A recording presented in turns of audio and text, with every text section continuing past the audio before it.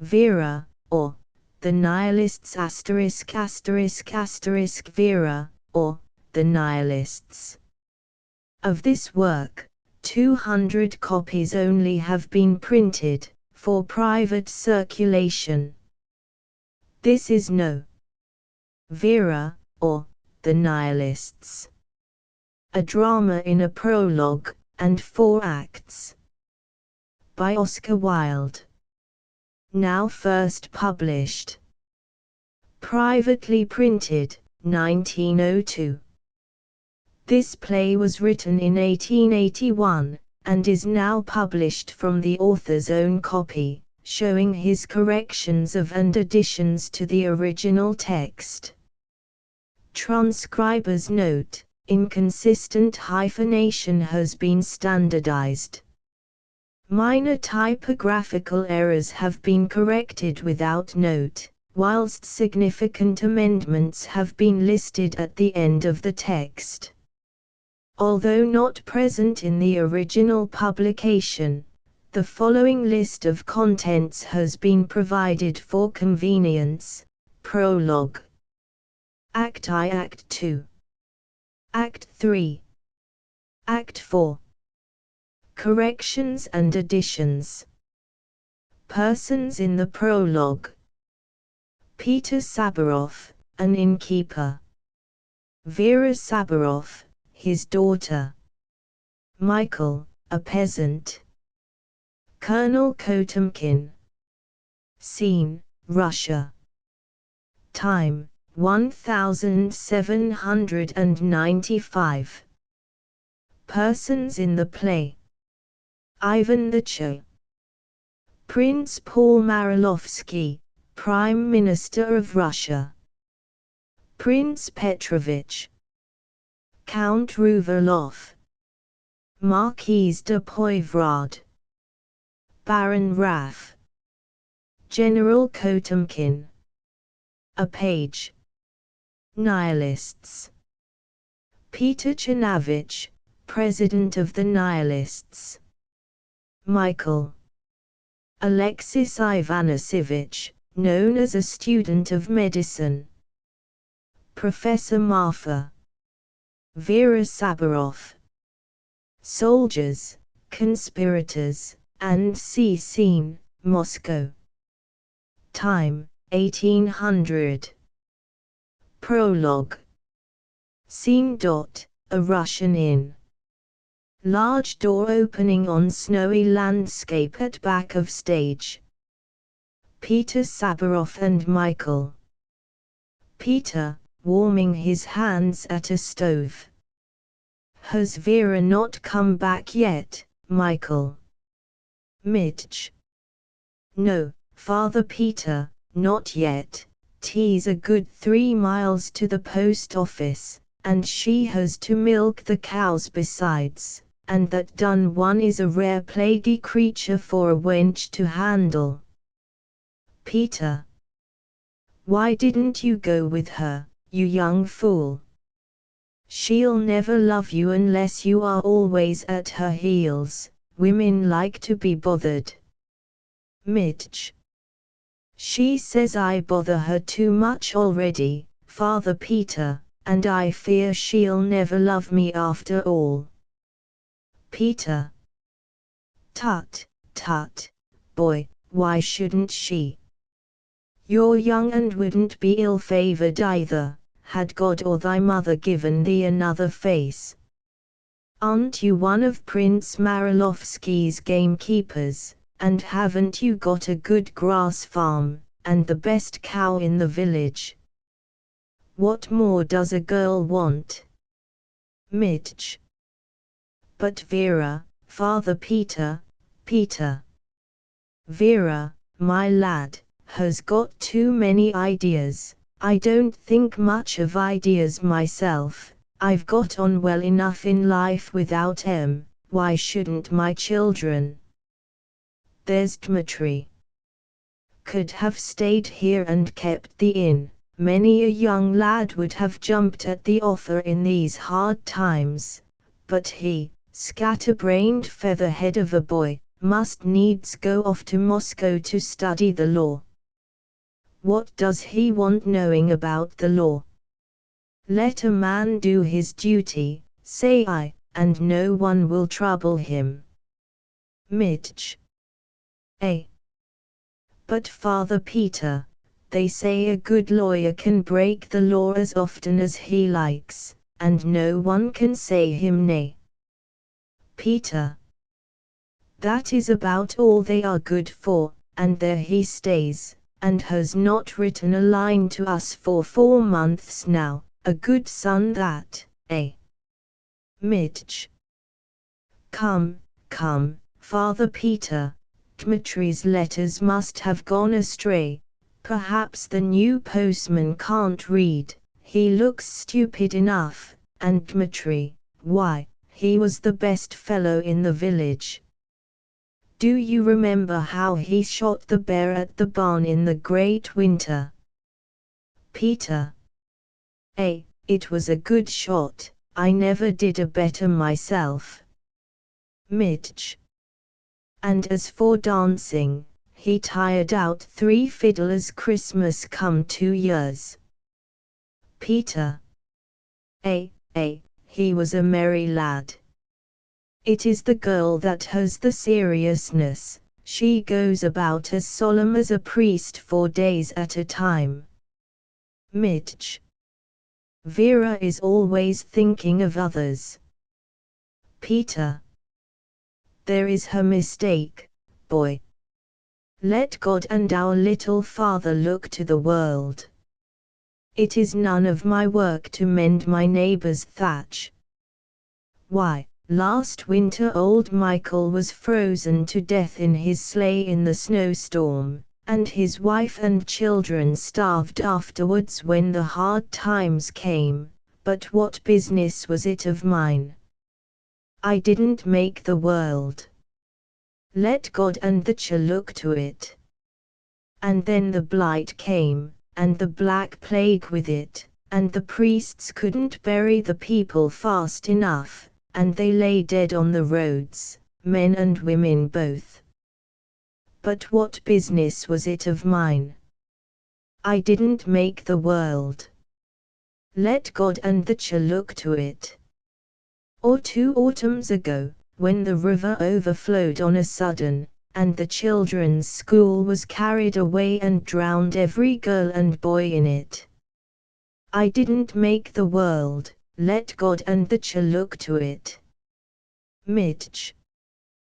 But, Father Peter. No, boy, no man could live if he took his neighbor's pack on his shoulders. Enter Vera in peasant's dress. Well, my girl, you've been long enough away, where is the letter? Vera. There is none today, Father. Peter. I knew it. Vera. But there will be one tomorrow, Father. Peter. Curse him, for an ungrateful son. Vera. Oh, Father, don't say that, he must be sick. Peter. Sick of profligacy, perhaps. Vera. How dare you say that of him, Father? You know that is not true. Peter. Where does the money go, then? Michael, listen.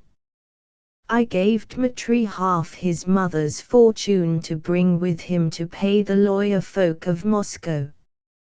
He has only written 3 times, and every time for more money. He got it, not at my wish, but at hers, pointing to Vera, and now for 5 months, close on 6 almost, we have heard nothing from him. Vera. Father, he will come back. Peter. The prodigals always return, but let him never darken my doors again. Vera, sitting down pensive. Some evil has come on him, he must be dead. Oh, Michael, I am so wretched about Dmitri. Mitch. Will you never love anyone but him, Vera? Vera, smiling. I don't know, there is so much else to do in the world but love. Mitch. Nothing else worth doing, Vera. Peter. What noise is that, Vera? A metallic clink is heard. Vera, rising and going to the door. I don't know, Father, it is not like the cattle bells, or I would think Nicholas had come from the fair. Oh, Father! It is soldiers, coming down the hill, there is one of them on horseback. How pretty they look! But there are some men with them with chains on. They must be robbers. Oh! Don't let them in, Father, I couldn't look at them. Peter. Men in chains. Why, we are in luck, my child. I heard this was to be the new road to Siberia, to bring the prisoners to the mines, but I didn't believe it. My fortune is made. Bustle, Vera, bustle. I'll die a rich man after all. There will be no lack of good customers now. An honest man should have the chance of making his living out of rascals now and then. Vera. Are these men rascals, Father? What have they done? Peter. I reckon they're some of those nihilists the priest warns us against. Don't stand there idle, my girl. Vera. I suppose, then, they are all wicked men. Sound of soldiers outside, cry of halt, enter Russian officer with a body of soldiers and 8 men in chains, raggedly dressed. One of them on entering hurriedly puts his coat above his ears and hides his face. Some soldiers guard the door, others sit down, the prisoners stand. Colonel. Innkeeper. Peter. Yes, Colonel. Colonel, pointing to Nihilists. Give these men some bread and water. Peter, to himself. I shan't make much out of that order. Colonel. As for myself, what have you got fit to eat? Peter. Some good dried venison, Your Excellency, and some rye whiskey. Colonel. Nothing else. Peter. Why, more whiskey, Your Excellency. Colonel. What clods these peasants are. You have a better room than this. Peter. Yes, sir. Colonel. Bring me there. Sergeant, post your picket outside, and see that these scoundrels do not communicate with anyone. No letter writing, you dogs, or you'll be flogged for it. Now for the venison. To Peter bowing before him. Get out of the way, you fool. Who is that girl? Sees Vera. Peter. My daughter, Your Highness. Colonel. Can she read and write? Peter. That she can, sir. Colonel. Then she is a dangerous woman. No peasant should be allowed to do anything of the kind. Till your fields, store your harvests, pay your taxes, and obey your masters, that is your duty. Vera. Who are our masters? Colonel. Young woman, these men are going to the mines for life for asking the same foolish question. Vera. Then they have been unjustly condemned. Peter. Vera, keep your tongue quiet. She is a foolish girl, sir, who talks too much. Colonel. Every woman does talk too much. Come, where is this venison? Count, I am waiting for you. How can you see anything in a girl with coarse hands? He passes with Peter and his aide-de-camp into an inner room. Vera, to one of the Nihilists. Won't you sit down? You must be tired. Sergeant. Come now, young woman, no talking to my prisoners. Vera. I shall speak to them. How much do you want? Sergeant. How much have you? Vera. Will you let these men sit down if I give you this? Takes off her peasant's necklace. It is all I have, it was my mother's. Sergeant. Well, it looks pretty enough, and is heavy too. What do you want with these men? Vera. They are hungry and tired. Let me go to them.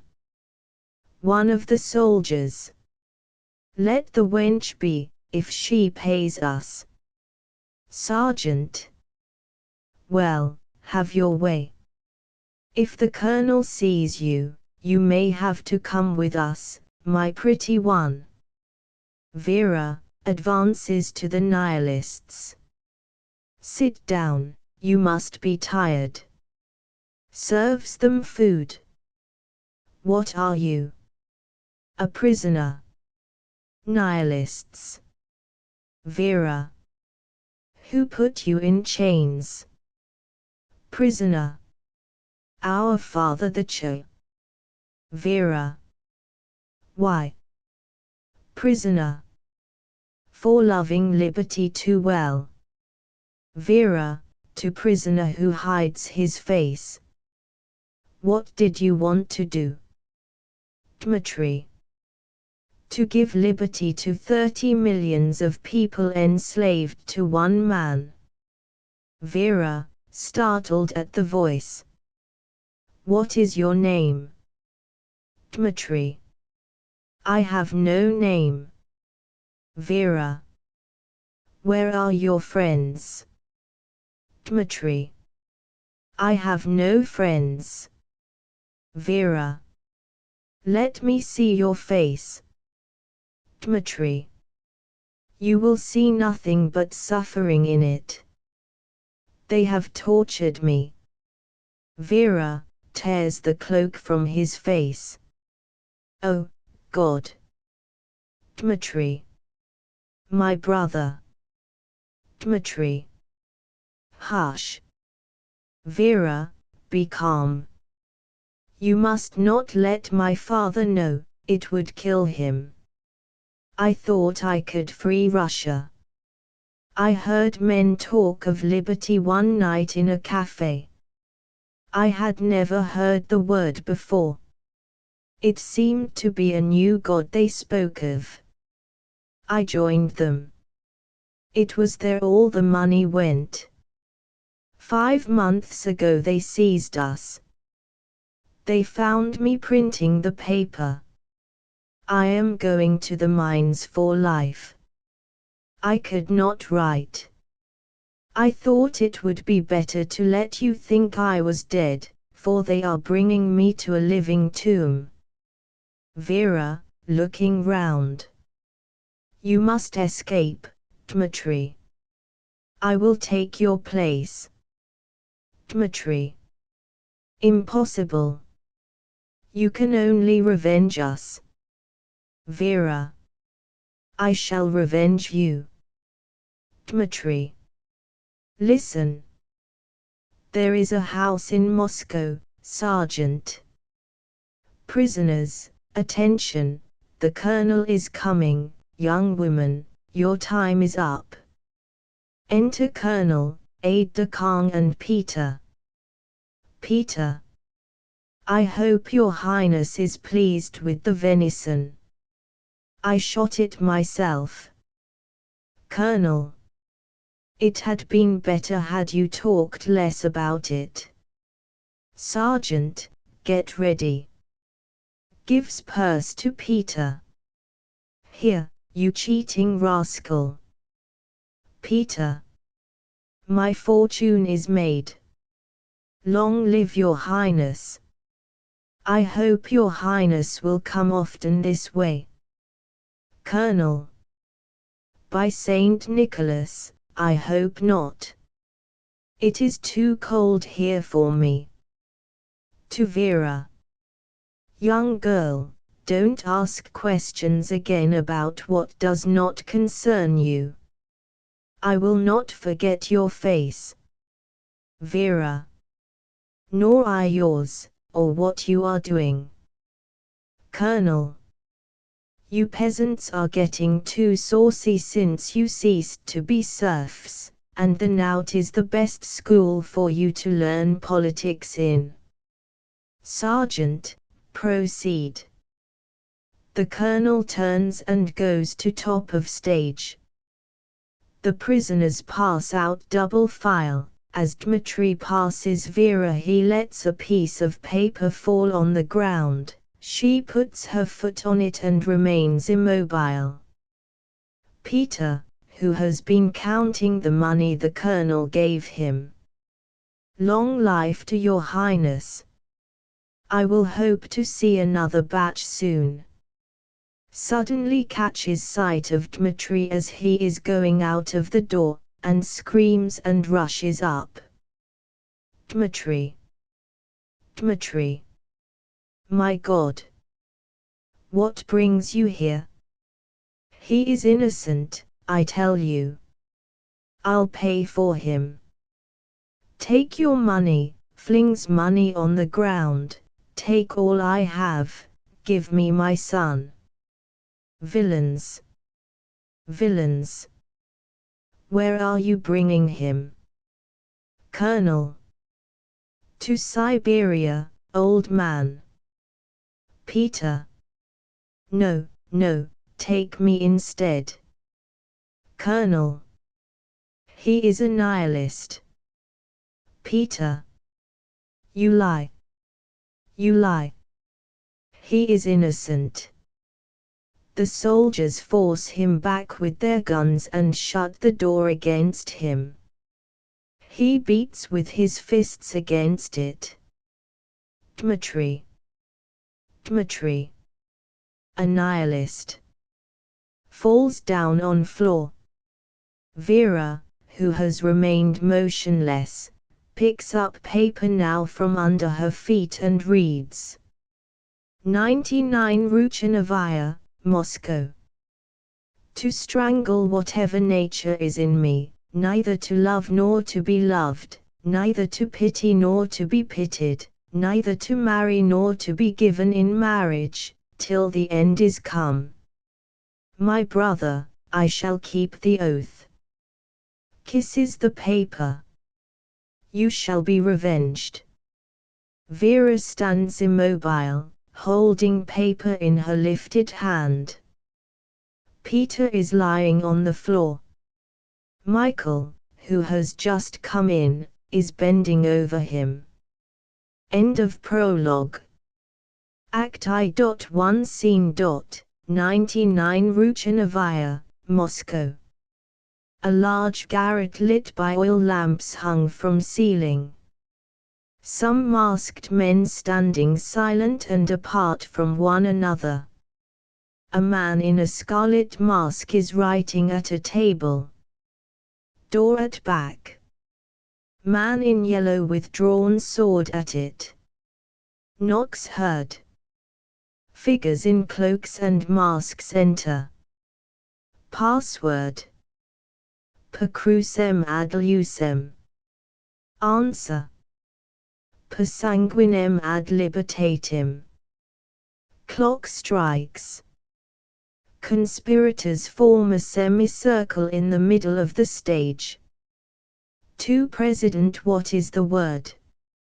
First consp. Nabat. Present, the answer.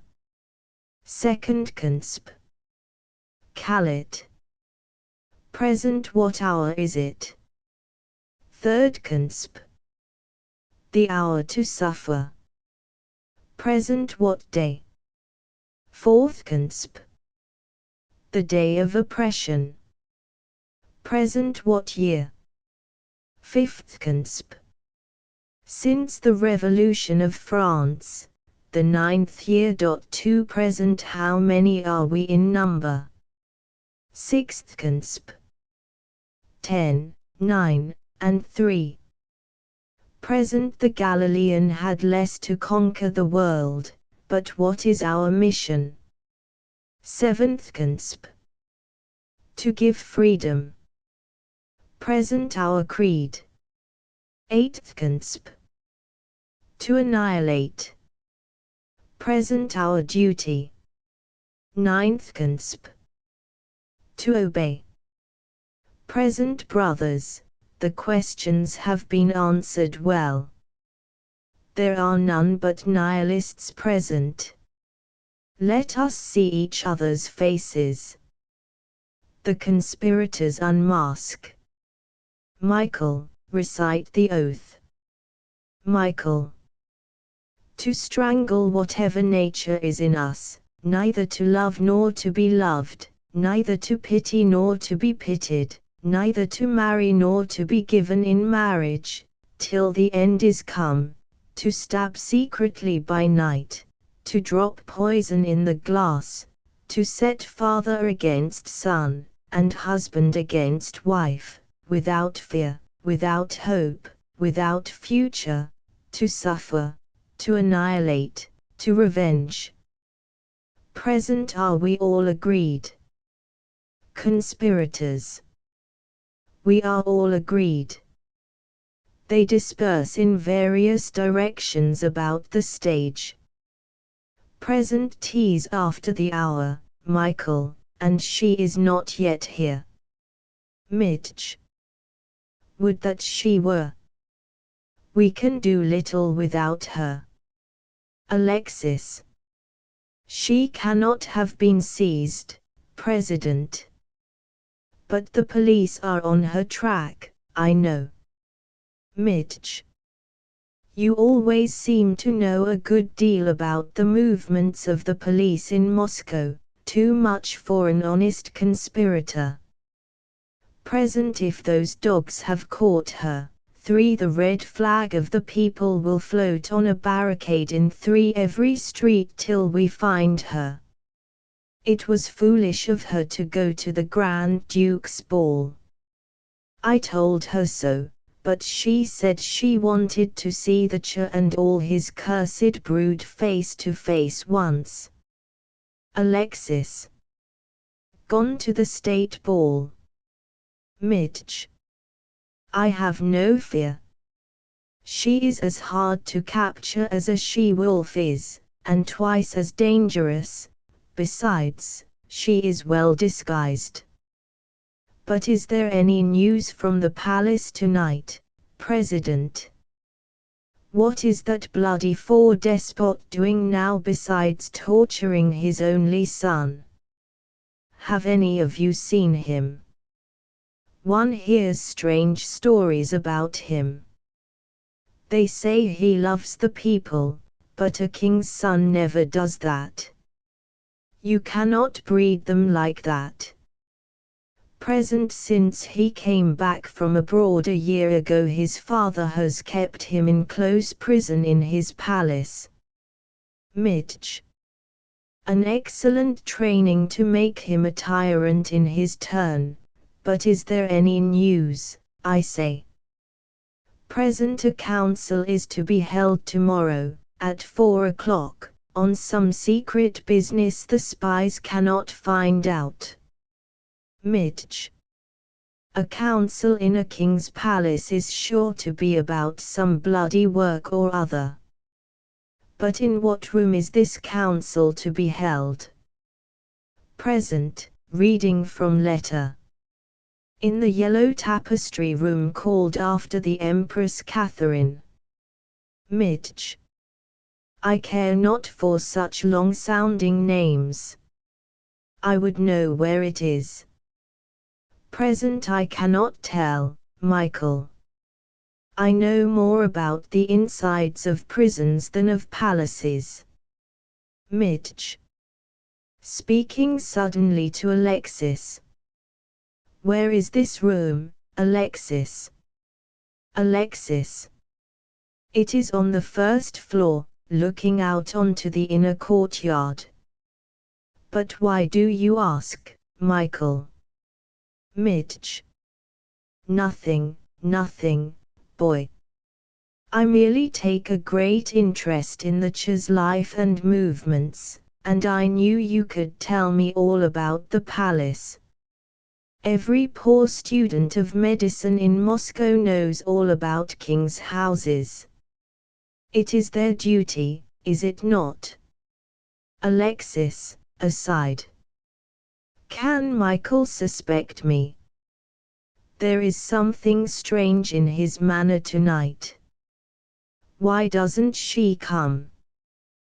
The whole fire of revolution seems fallen into dull ashes when she is not here. 5 Midge, have you cured many patients lately, at your hospital, boy? Alex. There is one who lies sick to death I would fain cure, but cannot. Midge. And who is that? Alex. Russia, our mother. Midge. The curing of Russia is surgeon's business, and must be done by the knife. I like not your method of medicine. 5 Present Professor, we have read the proofs of your last article, it is very good indeed. Midge. What is it about, Professor? Professor. The subject, my good brother, is assassination considered as a method of political reform. Midge. I think little of pen and ink in revolutions. 1 dagger will do more than 100 epigrams. Still, let us read this scholar's last production. Give it to me. I will read it myself. Professor brother, you never mind your stops, let Alexis read it. Midge. He is as tripping of speech as if he were some young aristocrat, but for my own part I care not for the stops so that the sense be plain. Alex. Reading. The past has belonged to the tyrant, and he has defiled it, ours is the future, and we shall make it holy. Let us make the future holy, let there be one revolution at least which is not bred in crime, nurtured in murder. Midge. They have spoken to us by the sword, and by the sword we shall answer. You are too delicate for us, Alexis. There should be none here but men whose hands are rough with labor or red with blood. Present peace, Michael, peace. He is the bravest heart among us. Midge. Aside. He will need to be brave tonight. The sound of sleigh bells is heard outside. Voice, outside. Per crucem ad lucem. Answer of man on God. Per sanguinem ad libertatem. Midge. Who is that? Vera. God save the people. Present welcome, Vera, welcome. 6 We have been sick at heart till we saw you, but now methinks the star of freedom has come to wake us from the night. 6 Vera. 7 It is night, indeed, brother. Night without moon or star. 7 Russia is smitten to the heart. The man Ivan whom men call the Tsar strikes now at our mother with a dagger deadlier than ever forged by tyranny against a people's life. Mitch. What has the tyrant 8 done now? Vera. Tomorrow martial law is to be proclaimed in Russia. Ons. Martial law. We are lost. We are lost. Alex. Martial law. Impossible. Mitch. Fool, nothing is impossible in Russia but reform. Vera. Martial law. The last right to which the people clung has been taken from them. Without trial, without appeal, without accuser even, our brothers will be taken from their houses, shot in the streets like dogs, sent away to die in the snow, to starve in the dungeon, to rot in the mine. Do you know what martial law means? It means the strangling of a whole nation. 9 The streets will be filled with soldiers night and day.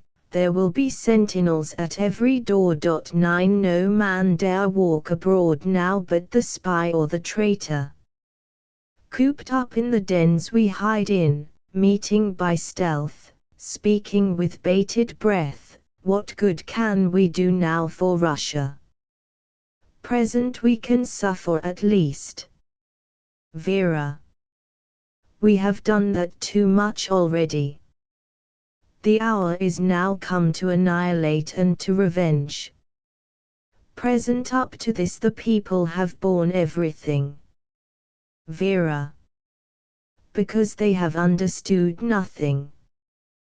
But now we, the Nihilists, have given them the tree of knowledge to eat of, and the day of silent suffering is over for Russia. Mitch. Martial law, Vera. This is fearful tidings you bring. Present it is the death warrant of liberty in Russia. Vera. Or the tocsin of 10 revolution. Mitch. Are you sure it is true? Vera. Here is the proclamation. I stole it myself at the ball tonight from a young fool, one of Prince Paul's secretaries, who had been given it to copy. It was that which made me so late. Vera hands proclamation to Michael, who reads it. Mitch. To ensure the public safety, martial law. By order of the Tsar, father of his people. The father of his people. Vera. A father whose name shall not be hallowed, whose kingdom shall change to a republic, whose trespasses shall not be forgiven him, because he has robbed us of our daily bread, with whom is neither might, nor right, nor glory, now or forever. Present it must be about this that the council meet tomorrow. It has not yet been signed. Alex. It shall not be while I have a tongue to plead with. Mitch. Or while I have hands to smite with. Vera. Martial law. O God, how easy it is for a king to kill his people by thousands, but we cannot rid ourselves of one crowned man in Europe. What is there of awful majesty in these men which makes the hand unsteady, the dagger treacherous, the pistol shot harmless. Are they not men of like passions with ourselves, vulnerable to the same diseases, of flesh and blood not different from our own? What made Olgiati tremble at the supreme crisis of that Roman life? 11 And Guido's nerve fail him when he should have been of iron and of steel. A plague, I say, on these fools of Naples, Berlin, and Spain. 11 Methinks that if I stood face to face with one of the crowned men my eye would see more clearly, my aim be more sure, my whole body gain a strength and power that was not my own. Oh, to think what stands between us and freedom in Europe. A few old men, wrinkled, feeble, tottering dotards whom a boy could strangle for a ducat, or a woman stab in a night time. And these are the things that keep us from democracy, that keep us from liberty. But now methinks the brood of men is dead and the dull earth grown sick of childbearing, else would no crowned dog pollute God's air by living. Ons. Try us. Try us. Try us. Mitch. We shall try thee, too, some day, Vera. Vera. I pray God thou mayest. Have I not strangled whatever nature is in me, and shall I not keep my oath? Mitch. To President. Martial law, President. Come, there is no time to be lost. We have 12 hours yet before us till the council meet. 12 hours. One can overthrow a dynasty in less time than that. 12 present 13a. Or lose one's own head. 13. Michael and the president retire to one corner of the stage and sit whispering. Vera takes up the proclamation, and reads it to herself. Alexis watches and suddenly rushes up to her. Alex. Vera. Vera. Alexis, you here? Foolish boy, have I not prayed you to stay away? All of us here are doomed to die before our time, fated to expiate by suffering whatever good we do, but you, with your 14 bright boyish face 14 you are too young to die yet. Alex. One is never too young to die for one's country. Vera. Why do you come here night after night? Alex. Because I love the people. Vera. But your fellow students must miss you. Are there no traitors among them? You know what spies there are in the university here. Oh Alexis, you must go. You see how desperate suffering has made us. There is no room here for a nature like yours. You must not come again. Alex. Why do you think so poorly of me? Why should I live while my brothers suffer? Vera. You spake to me of your mother once. You said you loved her. Oh, think of her. Alex. I have no mother now but Russia, my life is hers to take or give away, but tonight I am here to see you. They tell me you are leaving for Novgorod tomorrow. Vera. I must. They are getting faint-hearted there, and I would fan the flame of this revolution into such a blaze that the eyes of all kings in Europe shall be blinded. If martial law is passed they will need me all the more there. There is no limit, it seems, to the tyranny of one man, but there shall be a limit to the suffering of a whole people. Alex.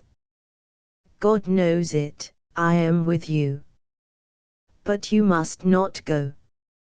15. The police are watching every train for you. 15. When you are seized, they have orders to place you without trial in the lowest dungeon of the palace. 16. I know it, no matter how. 17. Oh, think how without you the sun goes from our life, how the people will lose their leader and liberty her priestess. 17. Vera, you must not go. Vera. If you wish it, I will stay. I would live a little longer for freedom, a little longer for Russia. Alex.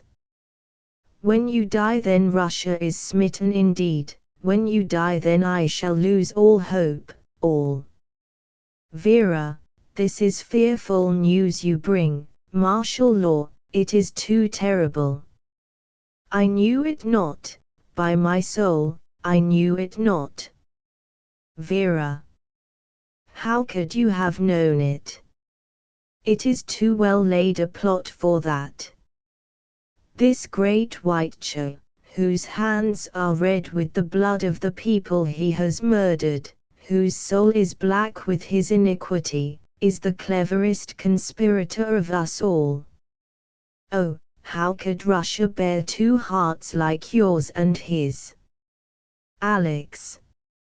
Vera, the emperor was not always like this. There was a time when he loved the people. It is that devil, whom God curse, Prince Paul Marilovsky, who has brought him to this. Tomorrow, I swear it, I shall plead for the people to the emperor. Vera. Plead to the Cho. Foolish boy, it is only those who are sentenced to death that ever see our Cho. Besides, what should he care for a voice that pleads for mercy? The cry of a strong nation in its agony has not moved that heart of stone. Alex. Aside. Yet shall I plead to him? They can but kill me. Professor, here are the proclamations, Vera. Do you think they will do? Vera. I shall read them. 18. How fair he looks. 18. Methinks he never seemed so noble as tonight. Liberty is blessed in having such a lover. Alex. Well, President, what are you deep in? Mitch. We are thinking of the best way of killing Bez. Whispers to President and leads him aside. Professor, to Vera. And the letters 19 from our brothers at Paris and Berlin. What answer shall we send to them? 19. Vera takes them mechanically. Had I not strangled nature, sworn neither to love nor be loved, methinks 20 I might have loved him. Oh, I am a fool, a traitor myself, a traitor myself. But why did he come amongst us with his bright 21 young face, his heart aflame for liberty, his pure white soul? Why does he make me feel at times as if I would have him as my king, Republican though I be? Oh, fool, fool, fool! False to your oath. Weak as water. Have done. Remember what you are, a nihilist, a nihilist.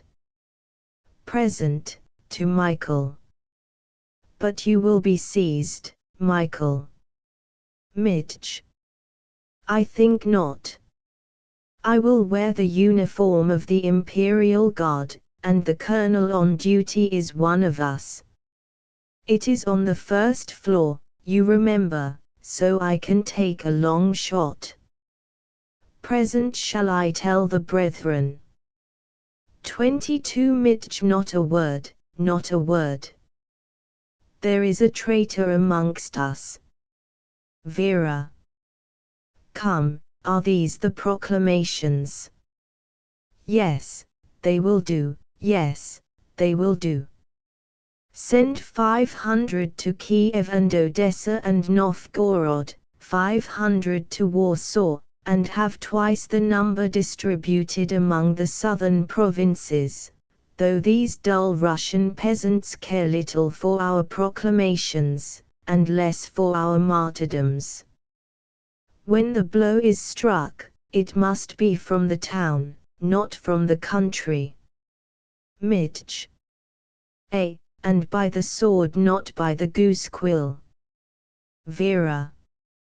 Where are the letters from Poland? Professor here. Vera. Unhappy Poland. The eagles of Russia have fed on her heart. We must not forget our brothers there. 22 Present. Is this true, Michael? Mitch. I stake my life on it. Present. 23 Let the doors be locked. Then. 23 Alexis Ivanisevich entered on our roll of the brothers as a student of the School of Medicine at Moscow. Why did you not tell us of this bloody scheme? 24 Of martial law. Alex. President. Mitch. You. You knew it, none better. Such weapons as these are not forged in a day. Why did you not tell us of it? A week ago there had been time 25 to lay the mine, to raise the barricade, to strike one blow at least for liberty. 25 But now the hour is past. It is too late. 26 It is too late. 26 Why did you keep it a secret from us, I say? Alex. Now by the hand of freedom, Michael, my brother, you wrong me. I knew nothing of this hideous law. By my soul, my brothers, I knew not of it. How should I know? Mitch. Because you are a traitor. Where did you go when you left us the night of our last meeting here? 27 Alex. To mine own house, Michael. 27 Mitch. Liar. I was on your track. You left here an hour after midnight. Wrapped in a large cloak, you crossed the river in a boat a mile below the second bridge, and gave the ferryman a gold piece, you, the poor student of medicine. You doubled back twice, and hid in an archway so long that I had almost made up my mind to stab you at once, only that I am fond of hunting. So. You thought that you had baffled all pursuit, did you? Fool. I am a bloodhound that never loses the scent. I followed you from street to street. At last I saw you pass swiftly across the place St. Isaac, whisper to the guards the secret password, enter the palace by a private door with your own key. Conspirators. The palace. Vera. Alexis. Mitch. I waited. All through the dreary watches of our long Russian night I waited, that I might kill you with your Judas hire still hot in your hand. But you never came out, you never left that palace at all. I saw the blood-red sun rise through the yellow fog over the murky town, I saw a new day of oppression dawn on Russia, but you never came out. So you pass nights in the palace, do you? You know the password for the guards. You have a key to a secret door. Oh, you are a spy, you are a spy. I never trusted you. 28 With your soft white hands, your curled hair, your pretty graces. 28 You have no mark of suffering about you, you cannot be of the people. You are a spy. 29 A spy, traitor. 29 Ons. Kill him. Kill him. Draw their knives. Vera, rushing in front of Alexis. Stand back, I say, Michael. Stand back all. 30 Do not dare. 30 Lay a hand upon him. He is the noblest heart amongst us. Ons. Kill him. Kill him. He is a spy. Vera. Dare to lay a finger on him, and I leave you all to yourselves. Present Vera, did you not hear what Michael said of him? He stayed all night in the Ch's palace. He has a password and a private key. What else should he be but a spy? Vera. Bah! I do not believe Michael. It is a lie. It is 31 A lie. Alexis, say it is a lie. Alex. It is true. Michael has told what he saw. I did pass that night in the Ch's palace. Michael has spoken the truth. Vera. Stand back, I say, stand back. Alexis, I do not care. I trust you, you would not betray us, you would not sell the people for money. You are honest, true. Oh, say you are no spy. Alex. Spy. You know I am not. I am with you, my brothers, to the death. Mitch. To your own death. Alex. Vera, you 32 know I am true. Vera. I know it well. Present Why are you here, traitor? Alex. Because I love the people. Mitch. Then you can be a martyr for them. Vera. You must kill me first, Michael, before you lay a finger on him. Present Michael, we dare not lose Vera. It is her whim to let this boy live. We can keep him here tonight. Up to this he has not betrayed us. Tramp of soldiers outside, knocking at door, 33 Voice. Open in the name of the Emperor. Mitch. He has betrayed us. This is your doing, spy. Present Come, Michael, come. We have no time to cut one another's throats while we have our own heads to save. Voice. Open in the name of the Emperor.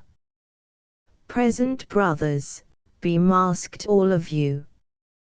34 Michael, open the door. It is our only chance. 34 Enter General Potemkin and soldiers. General, all honest citizens should be in their own houses at an hour before midnight, and not more than 5 people have a right to meet privately. Have you not noticed the proclamation, fellows? Mitch.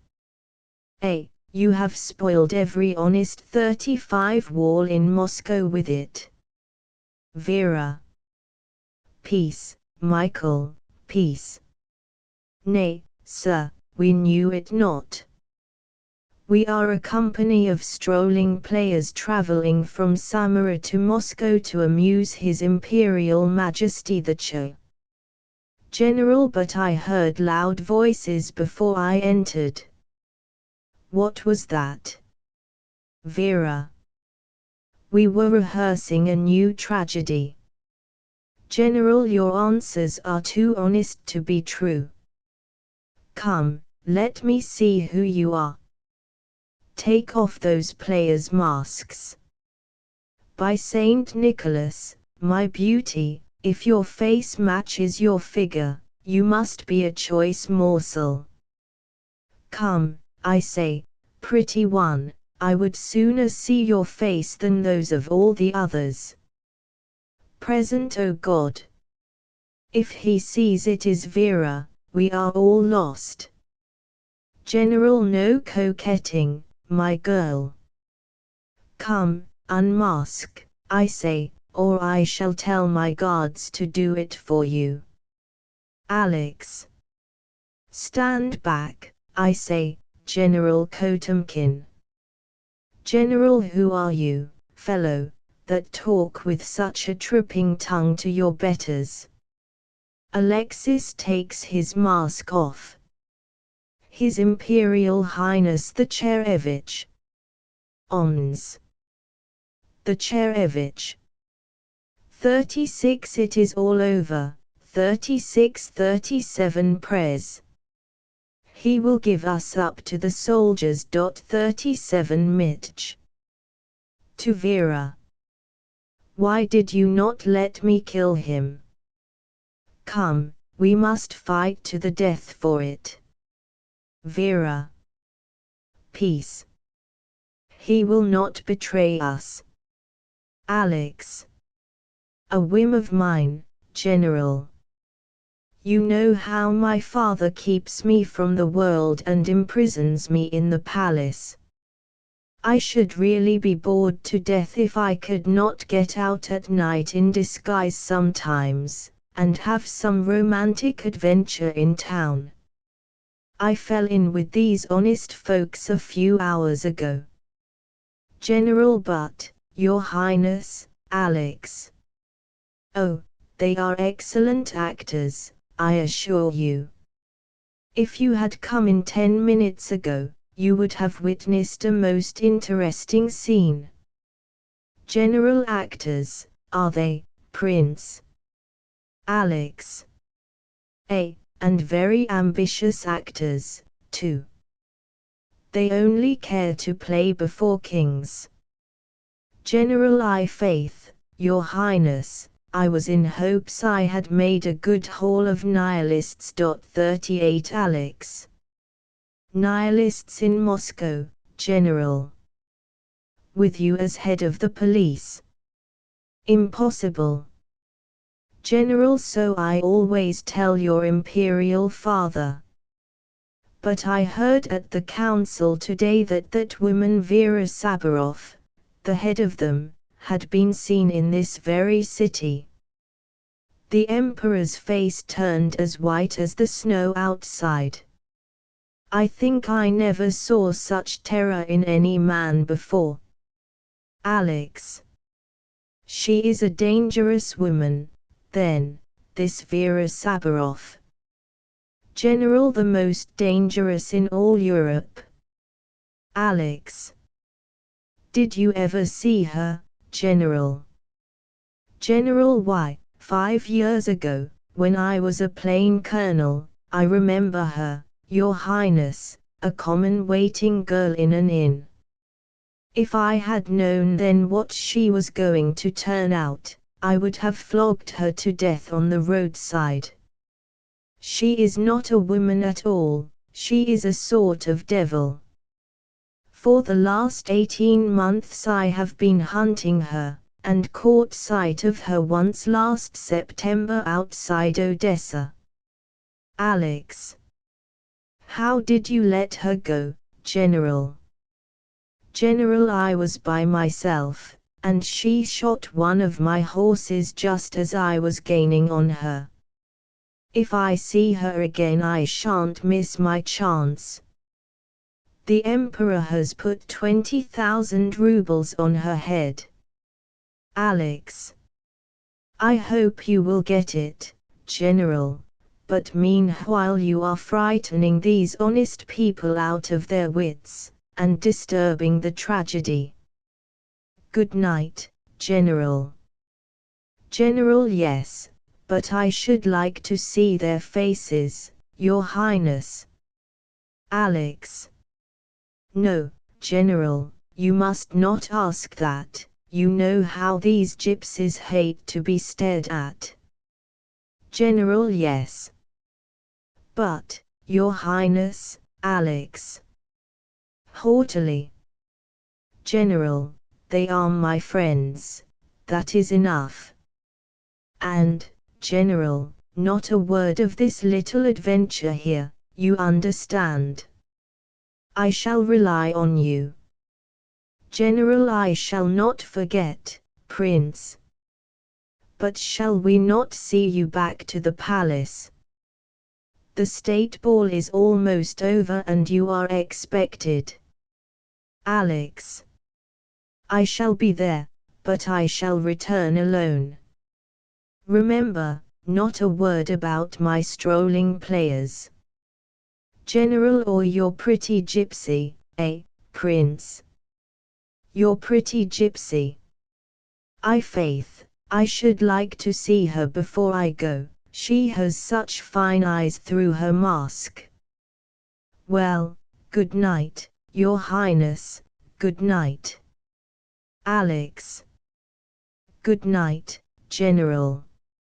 Exit General and the soldiers. Vera, throwing off her mask.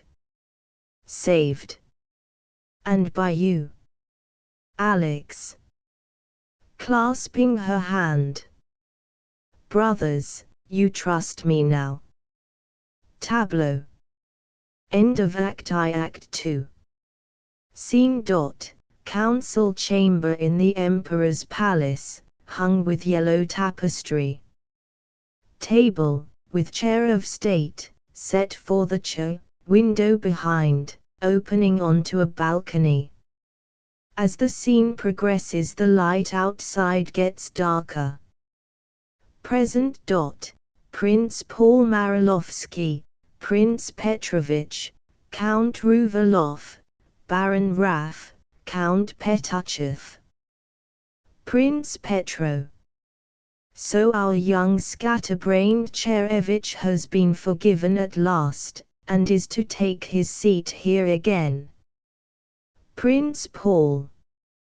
Yes, if that is not meant as an extra punishment.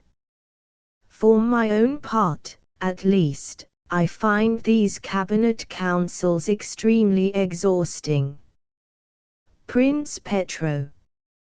Naturally, you are always speaking. Prince Paul. No, I think it must be that I have to listen sometimes. Count R. Still, anything is better than being kept in a sort of prison, like he was, never allowed to go out into the world. Prince Paul. My dear Count, for romantic young people like he is, the world always looks best at a distance, and a prison where one's allowed to order one's own dinner is not at all a bad place. Enter the Cherevich. The courtiers rise. Good afternoon, Prince. Your Highness is looking a little pale today. Chair. Slowly, after a pause. I want change of air. Prince Paul, smiling. A most revolutionary sentiment. Your imperial father would highly disapprove of any reforms with the thermometer in Russia. Chair. Bitterly. My imperial father had kept me for 6 months in this dungeon of a palace. This morning he has me suddenly woke up to see some wretched nihilists hung. It sickened me, the bloody butchery, though it was a noble thing to see how well these men can die. Prince Paul. When you are as old as I am, Prince, you will understand that there are few things easier than to live badly and to die well. Chair. Easy to die well. A lesson experience cannot have taught you, whatever you may know of a bad life. Prince Paul, shrugging his shoulders. Experience, the name men give to their mistakes. I never commit any. Chair. Bitterly. No, crimes are more in your line. Prince Petro. To the Tsarevich. The Emperor was a good deal agitated about your late appearance at the ball last night, Prince. One counter, laughing. I believe he thought the Nihilists had broken into the palace and carried you off. Baron Raff. If they had, you would have missed a charming dance. 1 Prince Paul. And 2 an excellent supper. Gringo really excelled himself in his salad. Ah! You may laugh, Baron, but to make a good salad is a much more difficult thing than cooking accounts. To make a good salad is to be a brilliant diplomatist. The problem is so entirely the same in both cases. To know exactly how much oil one must put with one's vinegar. Baron Raff. A cook and a diplomatist. An excellent parallel. If I had a son who was a fool, I'd make him one or the other. Prince Paul. I see your father did not hold the same opinion, Baron. But, believe me, you are wrong to run down cookery. For myself, the only immortality I desire is to invent a new sauce. I have never had time enough to think seriously about it, but I feel it is in me, I feel it is in me. Chair.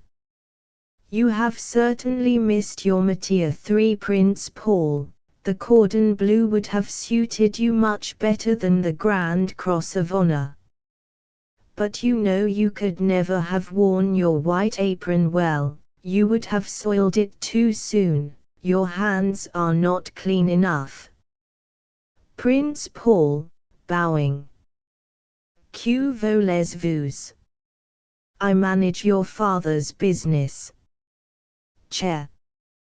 Bitterly. You mismanage my father's business, you mean. Evil genius of his life that you are. Before you came there was some love left in him. It is you who have embittered his nature, poured into his ear the poison of treacherous counsel, made him hated by the whole people, made him what he is, a tyrant.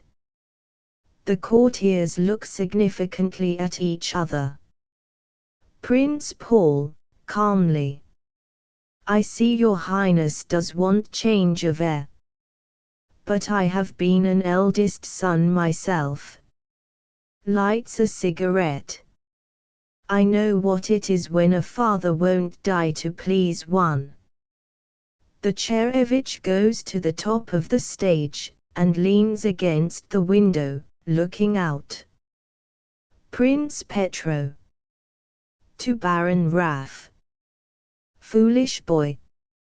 For he will be sent into exile, or worse, if he is not careful. 4 Baron Raff. Yes. 5 What a mistake it is to be sincere. Prince Petro. The only folly you have never committed, Baron. Baron Raff.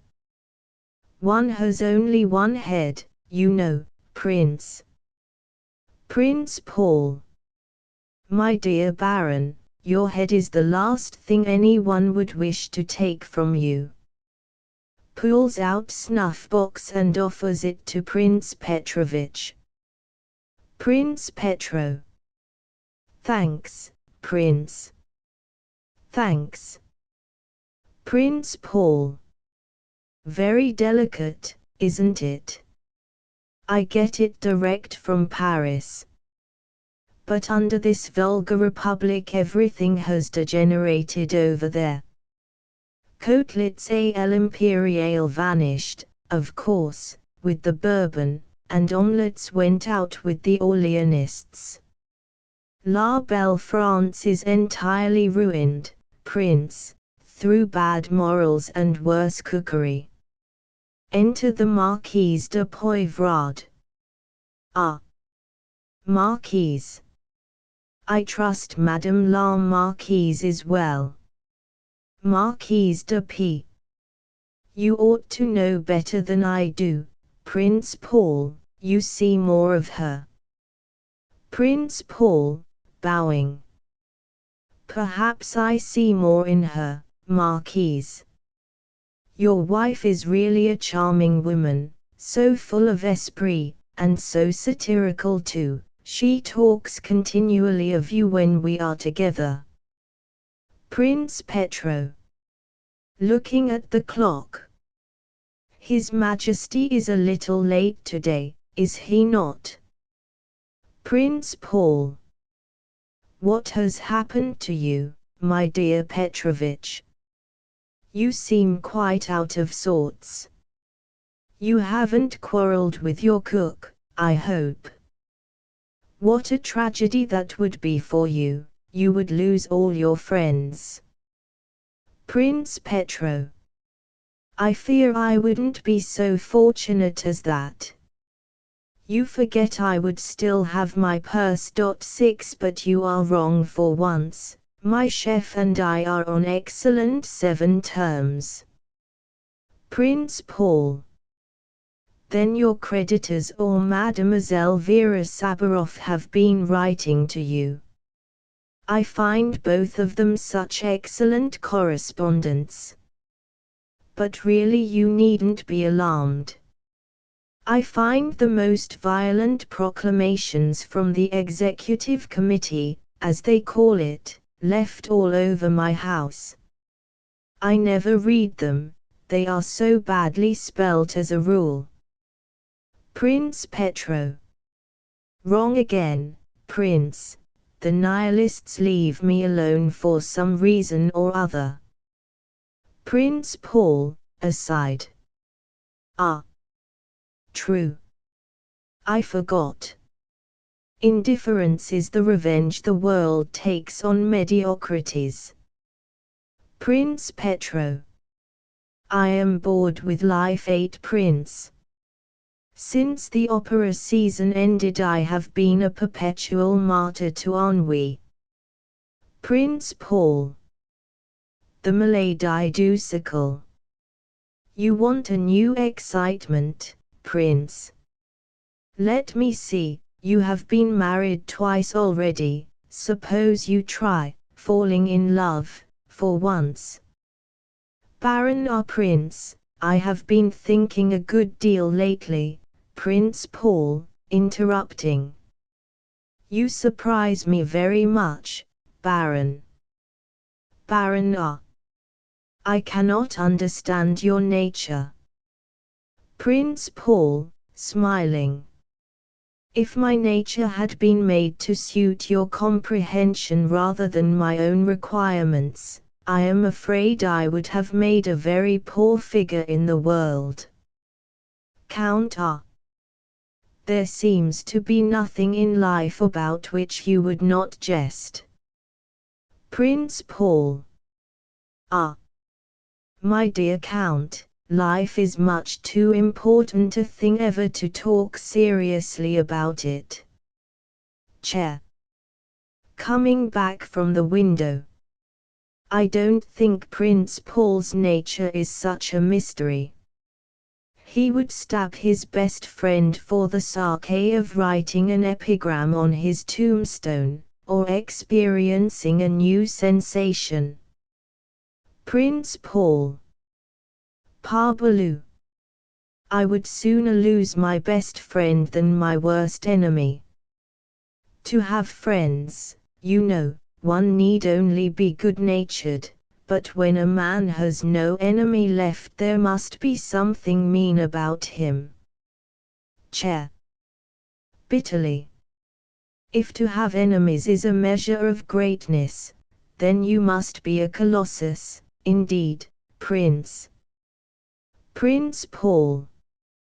Yes, I know I'm the most hated man in Russia, except your father. 9 Except your father, of course. 9 Prince.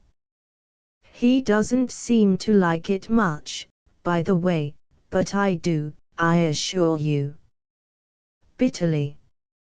I love to drive through the streets and see how the canals scowl at me from every corner.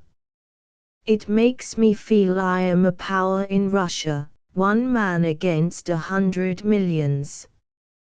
Besides, I have no ambition to be a popular hero, to be crowned with laurels one year and pelted with stones the next. I prefer dying peaceably in my own bed.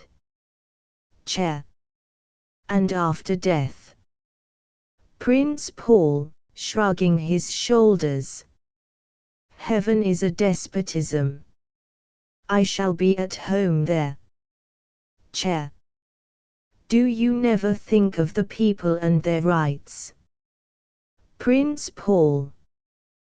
The people and their rights bore me. I am sick of both. In these modern days, to be vulgar, illiterate, common and vicious, seems to give a man a marvelous infinity of rights that his honest fathers never dreamed of.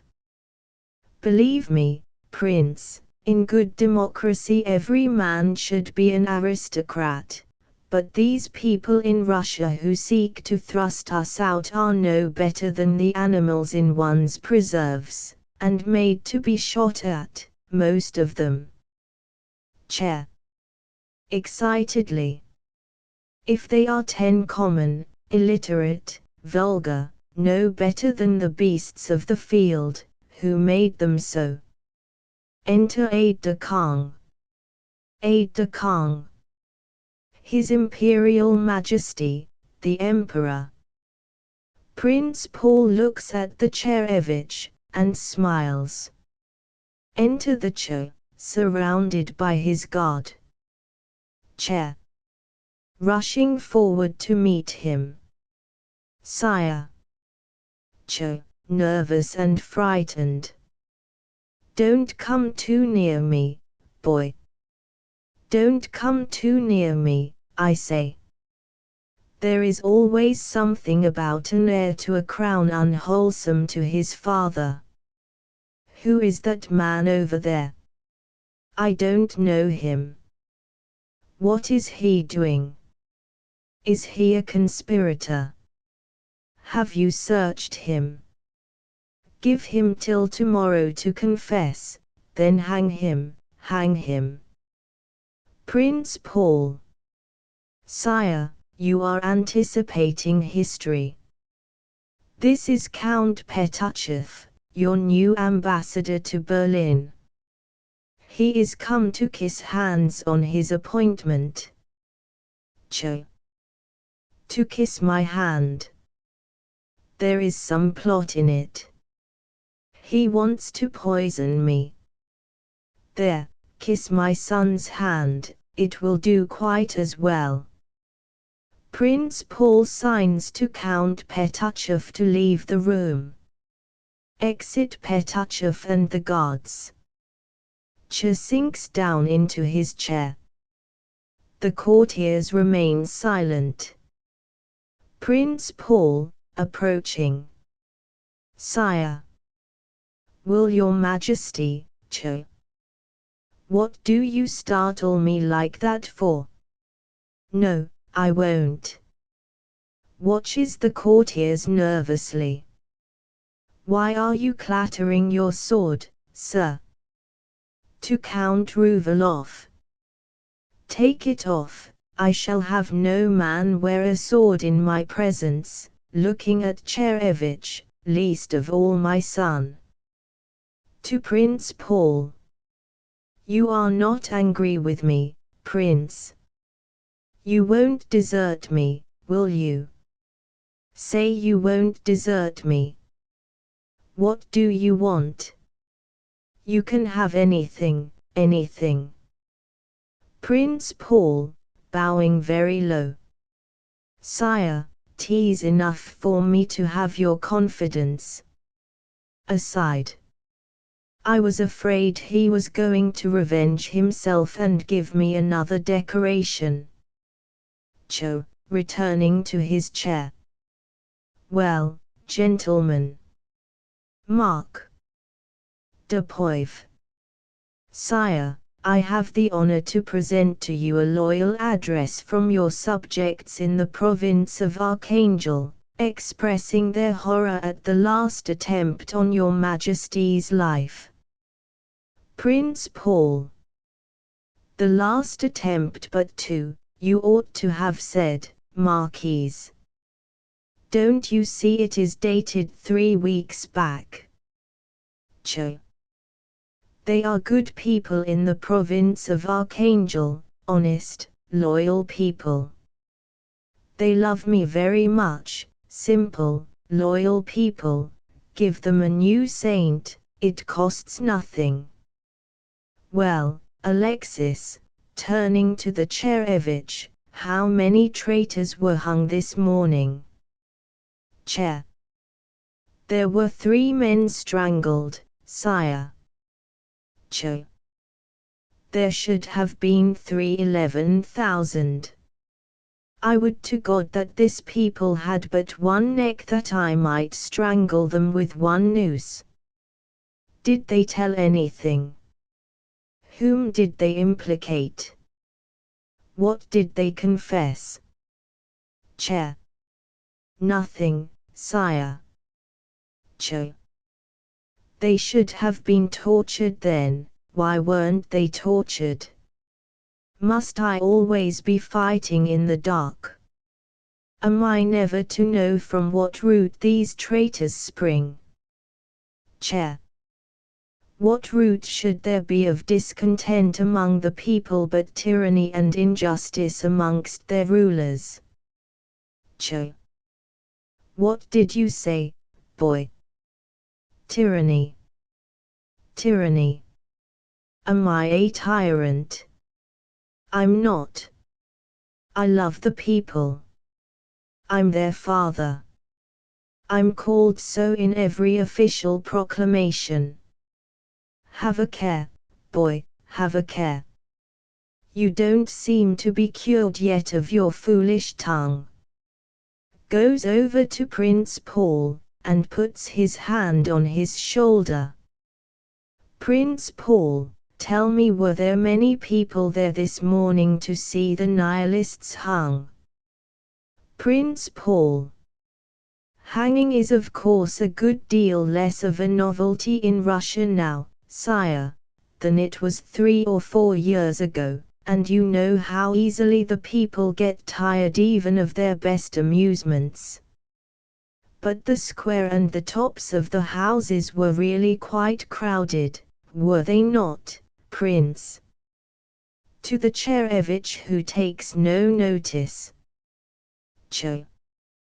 That's right, all loyal citizens should be there. It shows them what to look forward to. Did you arrest anyone in the crowd? Prince Paul. Yes, sire, a woman for cursing your name. The Cherevich starts anxiously. She was the mother of the 2 criminals. Cho, looking at Cherevich. She should have blessed me for having rid her of her children. Send her to prison. Chair. The prisons of Russia are too full already, sire. There is no room in them for any more victims. 12 they don't die fast enough, then. You should put more of them into one cell at once. You don't keep them long enough in the mines. If you do, they're sure to die, but you're all too merciful. I'm too merciful myself. Send her to Siberia. 12 She is sure to die on the way. Enter an aide-de-camp. Who's that? Who's that? Aide-de-camp. A letter for His Imperial Majesty. To Prince Paul. I won't open it. There may be something in it. Prince Paul. It would be a very disappointing letter, sire, if there wasn't. Takes letter himself, and reads it. Prince Petro. To Count Ruvalov. It must be some sad news. I know that smile too well. Prince Paul. From the Chief of the Police at Archangel, sire. The governor of the province was shot this morning by a woman as he was entering the courtyard of his own house. The assassin has been seized. I never trusted the people of Archangel. It's a nest of nihilists and conspirators. Take away their saints, they don't deserve them. Prince Paul. Your Highness would punish them more severely by giving them an extra one. 3 governors shot in 2 months. Smiles to himself. Sire, permit me to recommend your loyal subject, the Marquise de Poivrade, as the new governor of your province of Archangel. Marc. De Poivre. Hurriedly. Sire, I am unfit for this post. Prince Paul. Marquise, you are too modest. Believe me, there is no man in Russia I would sooner see governor of Archangel than yourself. Whispers to Cho. Quite right, Prince Paul, you are always right. See that the Marquise's letters are made out at once. Prince Paul. He can start tonight, sire. I shall really miss you very much, Marquise. I always liked your taste in wines and wives extremely. Marc. De Poivre. To the Cho. Start tonight, sire. Prince Paul whispers to the Cho. Yes, Marquise, tonight, it is better to go at once. Prince Paul. I shall see that Madame la Marquise is not too lonely while you are away, so you need not be alarmed for her. Count R. To Prince Petrovich. I should be more alarmed for myself. Cho. The governor of Archangel shot in his own courtyard by a woman. I'm not safe here. I'm not safe anywhere, with that she-devil of the revolution, Vera Saburov, here in Moscow. Prince Paul, is that woman still here? Prince Paul. They tell me she was at the Grand Duke's ball last night. I can hardly believe that, but she certainly had intended to leave for Novgorod today, sire. The police were watching every train for her, but, for some reason or other, she did not go. Some traitor must have warned her. But I shall catch her yet. A chase after a beautiful woman is always exciting. Cho. You must hunt her down with bloodhounds, and when she is taken I shall hew her limb from limb. I shall stretch her on the rack till her pale white body is twisted and curled like paper in the fire. Prince Paul. Oh, we shall have another hunt immediately for her, sire. Prince Alexis will assist us, I am sure. Chair. You never require any assistance to ruin a woman, Prince Paul. Chair. Vera, the Nihilist, in Moscow. O God, 13 were it not better to die at once the dog's death they plot for me than to live as I live now. Never to sleep, or, if I do, to dream such horrid dreams that hell itself were peace when matched with them. To trust none but those I have bought, to buy none worth trusting. To see a traitor in every smile, poison in every dish, a dagger in every hand. To lie awake at night, listening from hour to hour for the stealthy creeping of the murderer, for the laying of the damned mine. You are all spies. You are all spies. You worst of all, you, my own son. Which of you is it who hides these bloody proclamations under my own pillow, or at the table where I sit? Which of ye all is the Judas who betrays me? O God! O God! Methinks there was a time once, in our war with England, when nothing could make me afraid. This with more calm and pathos. I have ridden into the crimson heart of war, and borne back an eagle which those wild islanders had taken from us. Men said I was brave then. My father gave me the Iron Cross of Valor. Oh, could he see me now with this coward's livery ever in my cheek? Sinks into his chair. I never knew any love when I was a boy. I was ruled by terror myself, how else should I rule now? Starts up. But I will have revenge, I will have revenge. For every hour I have lain awake at night, waiting for the noose or the dagger, they shall pass years in Siberia, centuries in the mines. I shall have revenge. Chair. Father, have mercy on the people. Give them what they ask. Prince Paul. And begin, sire, with your own head, they have a particular liking for that. Ch. The people.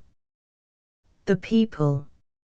A tiger which I have let loose upon myself, but I will fight with it to the death.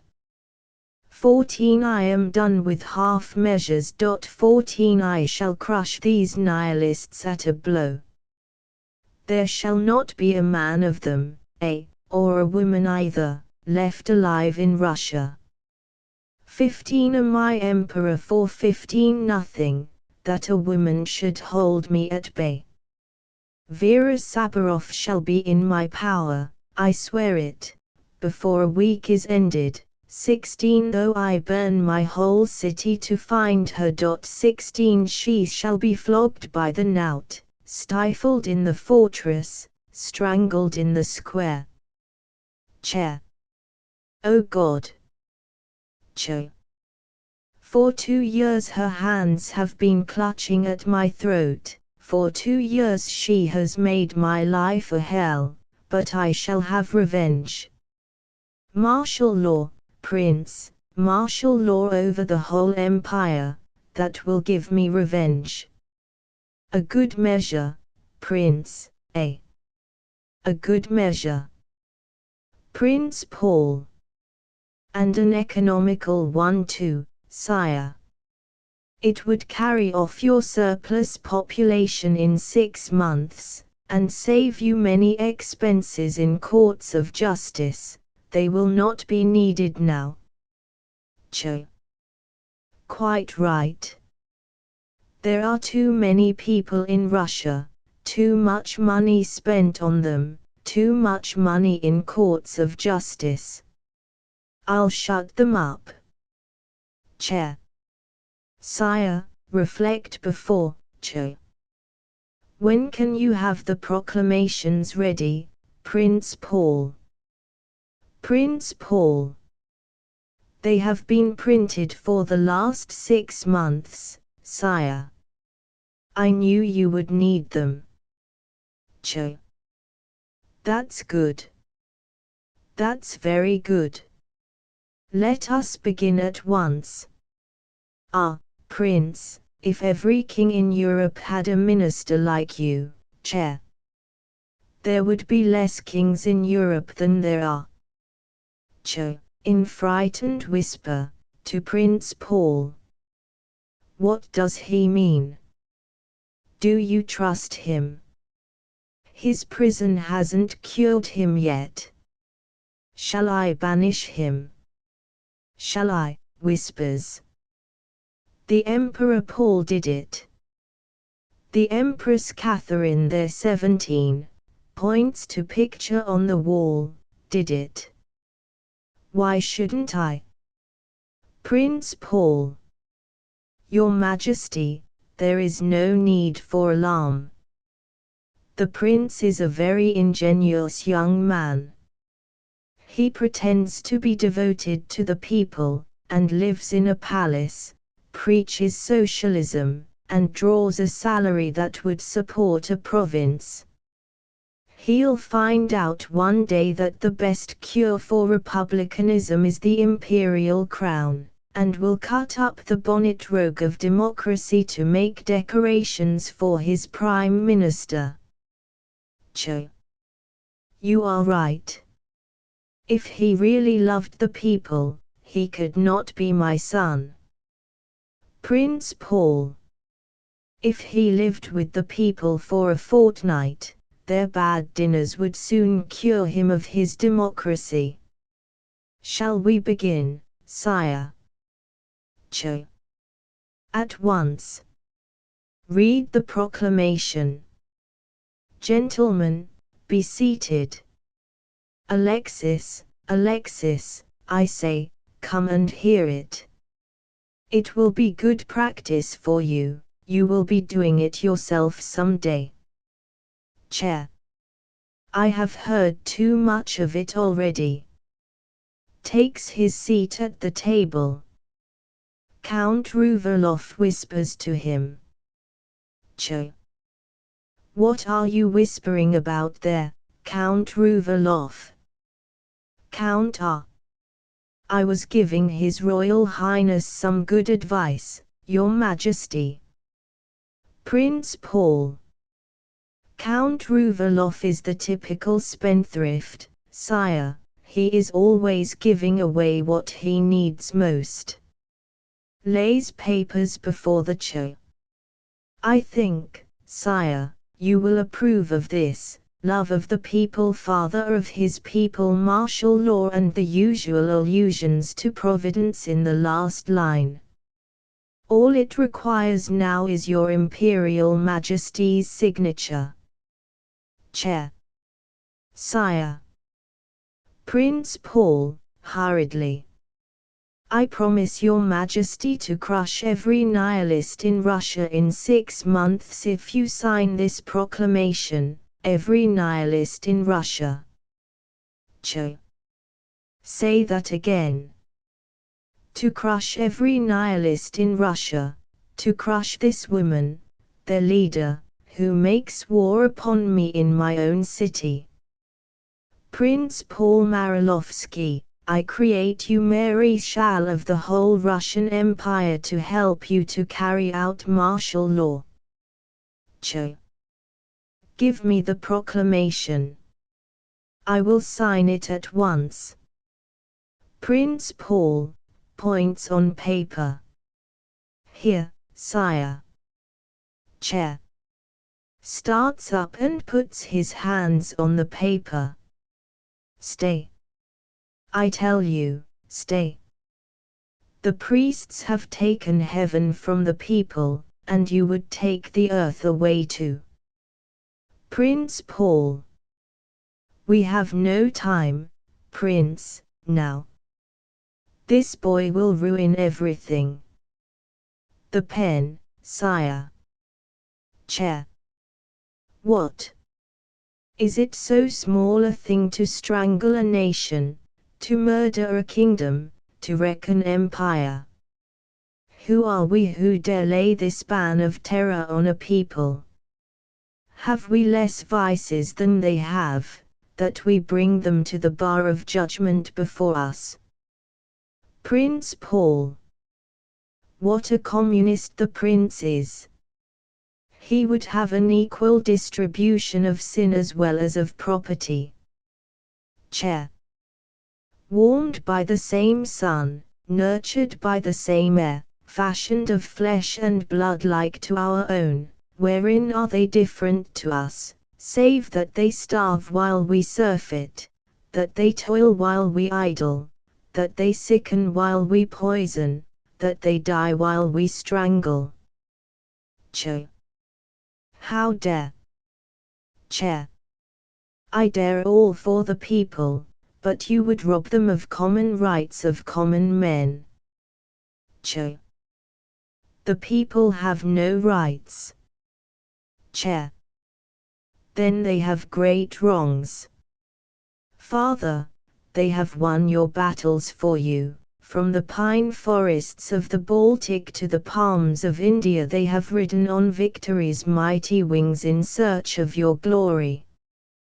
Boy as I am in years, I have seen wave after wave of living men sweep up the heights of battle to their death, and snatch perilous conquest from the scales of war when the bloody crescent seemed to shake above our eagles.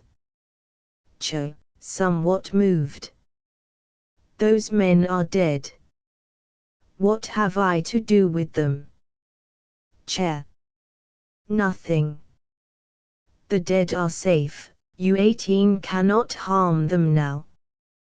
They sleep their last long sleep. Some in Turkish waters, others by the windswept heights of Norway and the Dane. But these, the living, our brothers, what have you done for them? They asked you for bread, you gave them a stone. They sought for freedom, you scourged them with scorpions.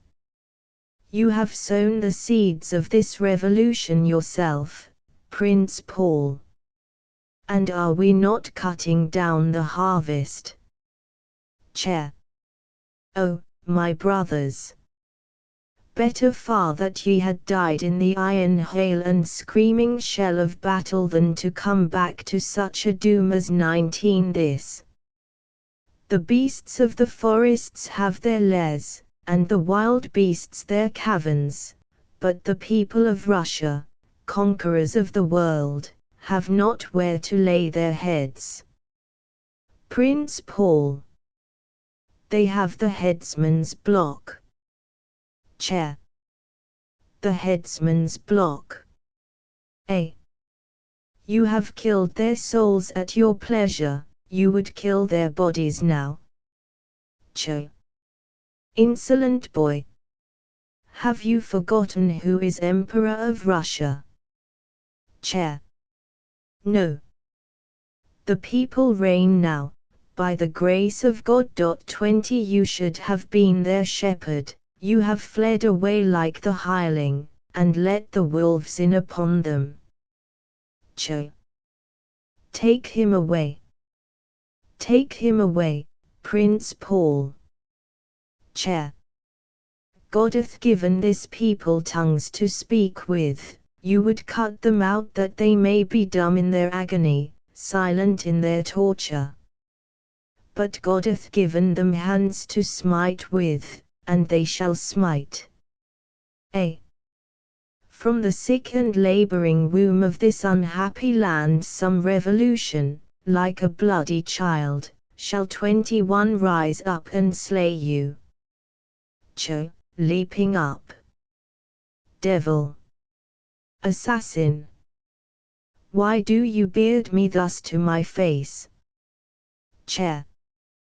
Because I 22 am a nihilist. The ministers start to their feet, there is dead silence for a few minutes. Ch. A nihilist. A nihilist. Scorpion whom I have nurtured, traitor whom I have fondled, is this your bloody secret? Prince Paul Marilovsky, Marshal of the Russian Empire, arrest the Tsarevich. Ministers. Arrest the Tsarevich. Ch. A nihilist. If you have sown with them, you shall reap with them. If you have talked with them, you shall rot with them. If you have lived with them you shall die. Prince Petro. Die. Ch. A plague on all sons, I say. There should be no more marriages in Russia when one can breed such vipers as you are. Arrest the Tsarevich, I say. Prince Paul. Tsarevich. By order of the Emperor, I demand your sword. Tsarevich gives up sword. Prince Paul places it on the table. Foolish boy. You are not made for a conspirator, you have not learned to hold your tongue. Heroics are out of place in a palace. Ch. Sinks into his chair with his eyes fixed on the Tsarevich. O God! Chair. If I am to die for the people, I am ready. One nihilist more or less in Russia, what does that matter? Prince Paul, aside. A good deal I should say to the one nihilist. 23 Chair, the mighty brotherhood to which I belong has 1,000 such as I am, 10,000 better still. The Chair starts in his seat. The star of freedom is risen already, and far off I hear the mighty wave democracy break on these cursed shores. 23 Prince Paul, to Prince Petrovich. In that case you and I had better learn how to swim. Chair. Father, Emperor, Imperial Master, I plead not for my own life, but for the lives of my brothers, the people. Prince Paul, bitterly. Your brothers, the people, Prince, are not content with their own lives, they always want to take their neighbors too. Ch. Standing up. I am sick of being afraid. I have done with terror now. From this day I proclaim war against the people, war to their annihilation. As they have dealt with me, so shall I deal with them. I shall grind them to powder, and strew their dust upon the air. There shall be a spy in every man's house, a traitor on every hearth, a hangman in every village, a gibbet in every square. Plague, leprosy, or fever shall be less deadly than my wrath. I will make every frontier a graveyard, every province a lazar house, and cure the sick by the sword. I shall have peace in Russia, though it be the peace of the dead. Who said I was a coward? Who said I was afraid? See, thus shall I crush this people beneath my feet. Takes up sword of Tsarevich off table and tramples on it. Chair. Father, beware, the sword you tread on may turn and wound you. The people suffer long, but vengeance comes at last, vengeance with red hands and bloody purpose. Prince Paul. Bah! The people are bad shots, they always miss one. Chair. There are times when the people are instruments of God. Ch. A. And when kings are God's scourges for the people. Oh, my own son, in my own house. my own flesh and blood against me. Take him away. Take him away. Bring in my guards. Enter the imperial guard. Cha points to Cherevich, who stands alone at the side of the stage. To the blackest prison in Moscow. Let me never see his face again. Cherevich is being led out. No, no, leave him. I don't trust guards. They are all nihilists. They would let him escape and he would kill me, kill me. No, I'll bring him to prison myself, you and I, to Prince Paul. I trust you, you have no mercy. I shall have no mercy. Oh, my own son against me. How hot it is. The air stifles me. I feel as if I were going to faint, as if something were at my throat. Open the windows, I say. Out of my sight. Out of my sight. I can't bear his eyes. Wait, wait for me. Throws window open and goes out on balcony. Prince Paul, looking at his watch. The dinner is sure to be spoiled. How annoying politics are and eldest sons. Voice, outside, in the street. God save the people. Cha is shot, and staggers back into the room. Cha. Breaking from the guards, and rushing over. Father.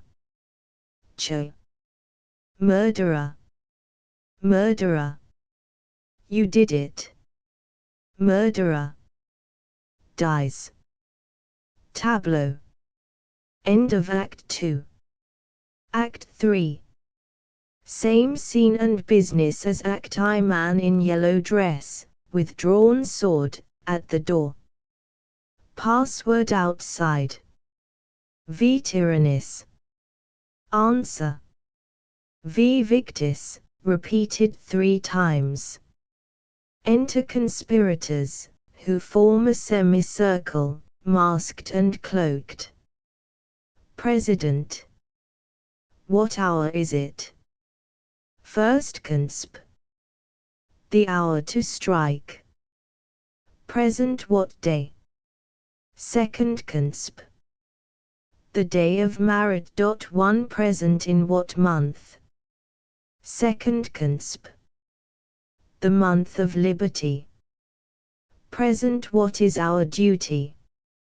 Fourth consp. To obey. Present our creed.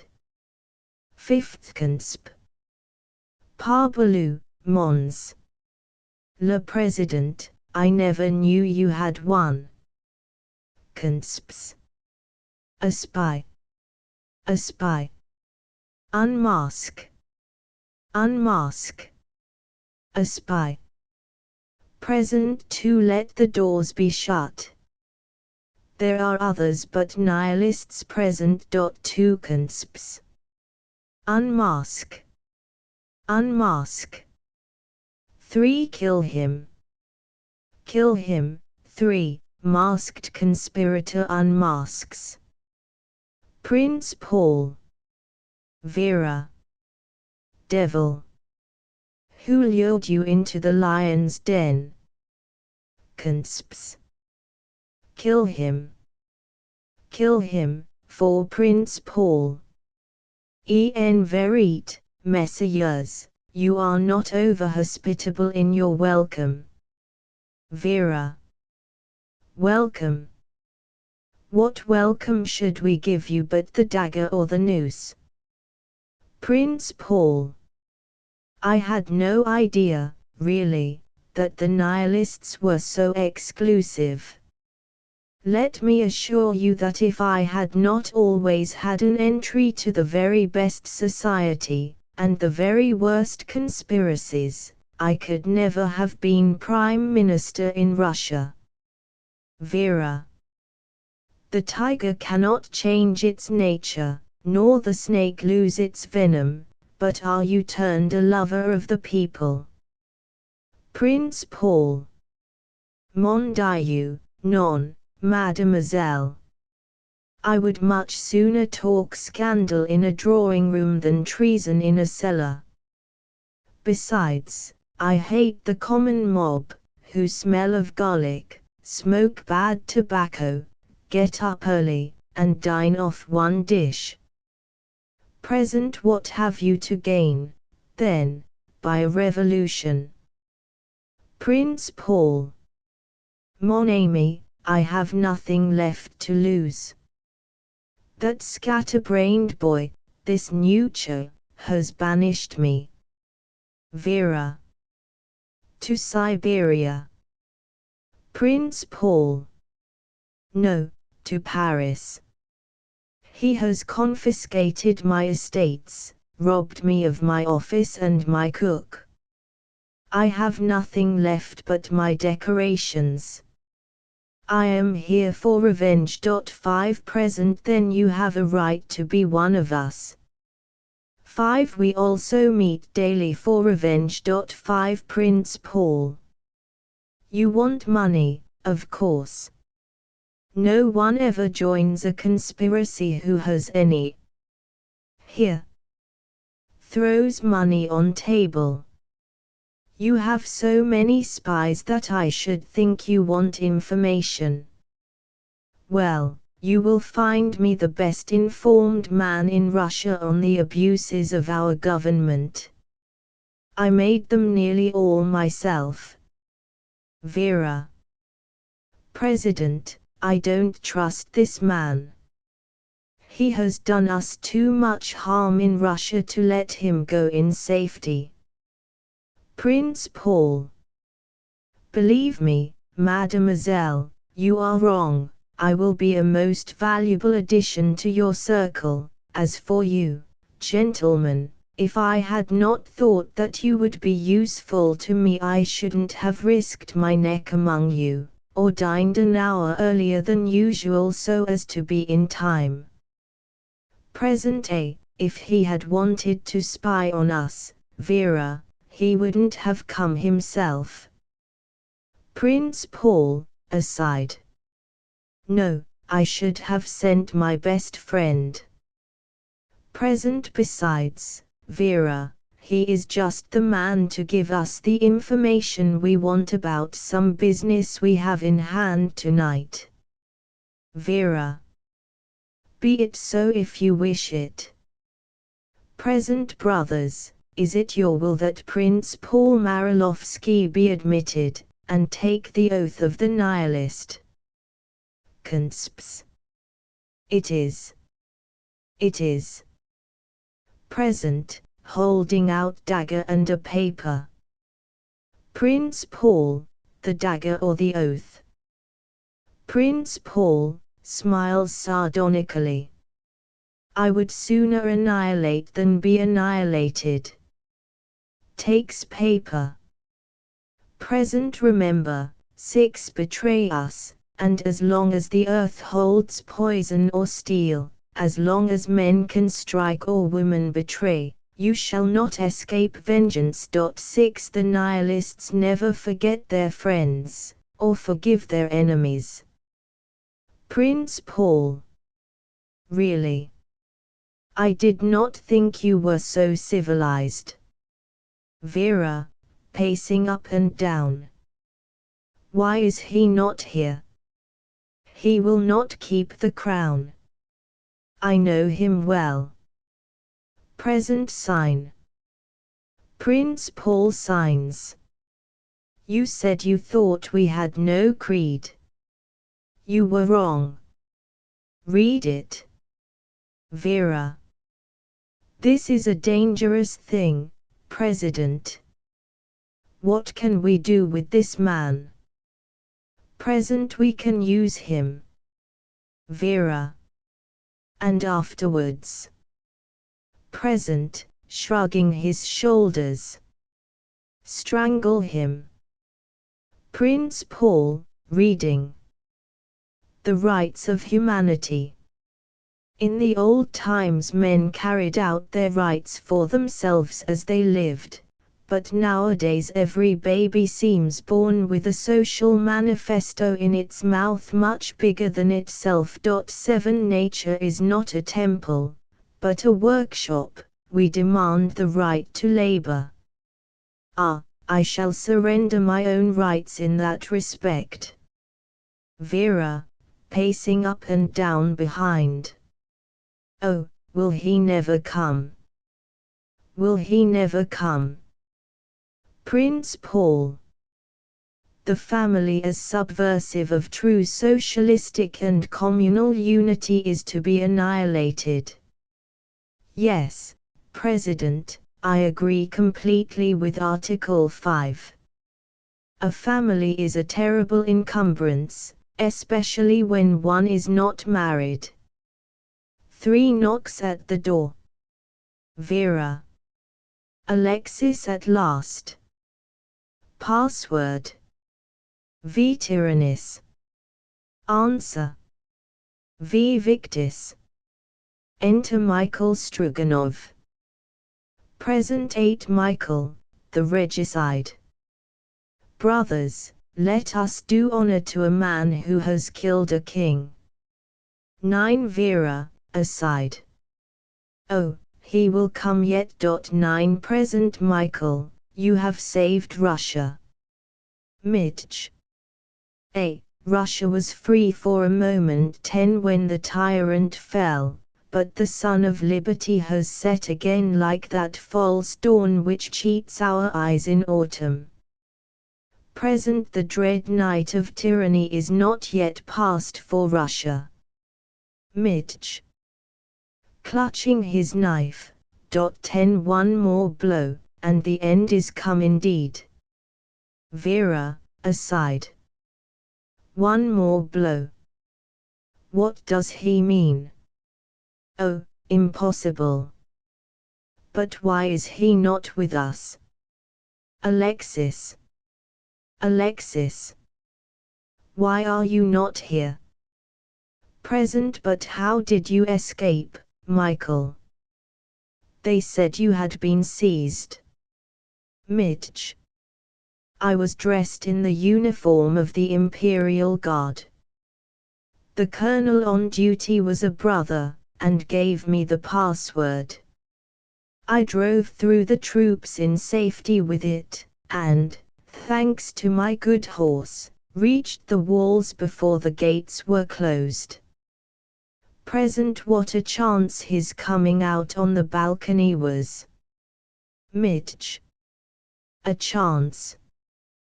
There is no such thing as chance. It was God's finger led him there. Present And where have you been these 3 days? Mitch. Hiding in the house of the priest Nicholas at the crossroads. Present Nicholas is an honest man. Mitch. Honest enough for a priest. I am here now for vengeance on a traitor. Vera, aside. Oh God, will he never come? Alexis. Why are you not here? You cannot have turned traitor. Mitch. Seeing Prince Paul. Prince Paul Marilovsky here. By St. George, a lucky capture. This must have been Vera's doing. She is the only one who could have lured that serpent into the trap. Present Prince Paul has just taken the oath. Vera. Alexis, the Tsar, has banished him from Russia. Mitch. Bah. A blind to cheat us.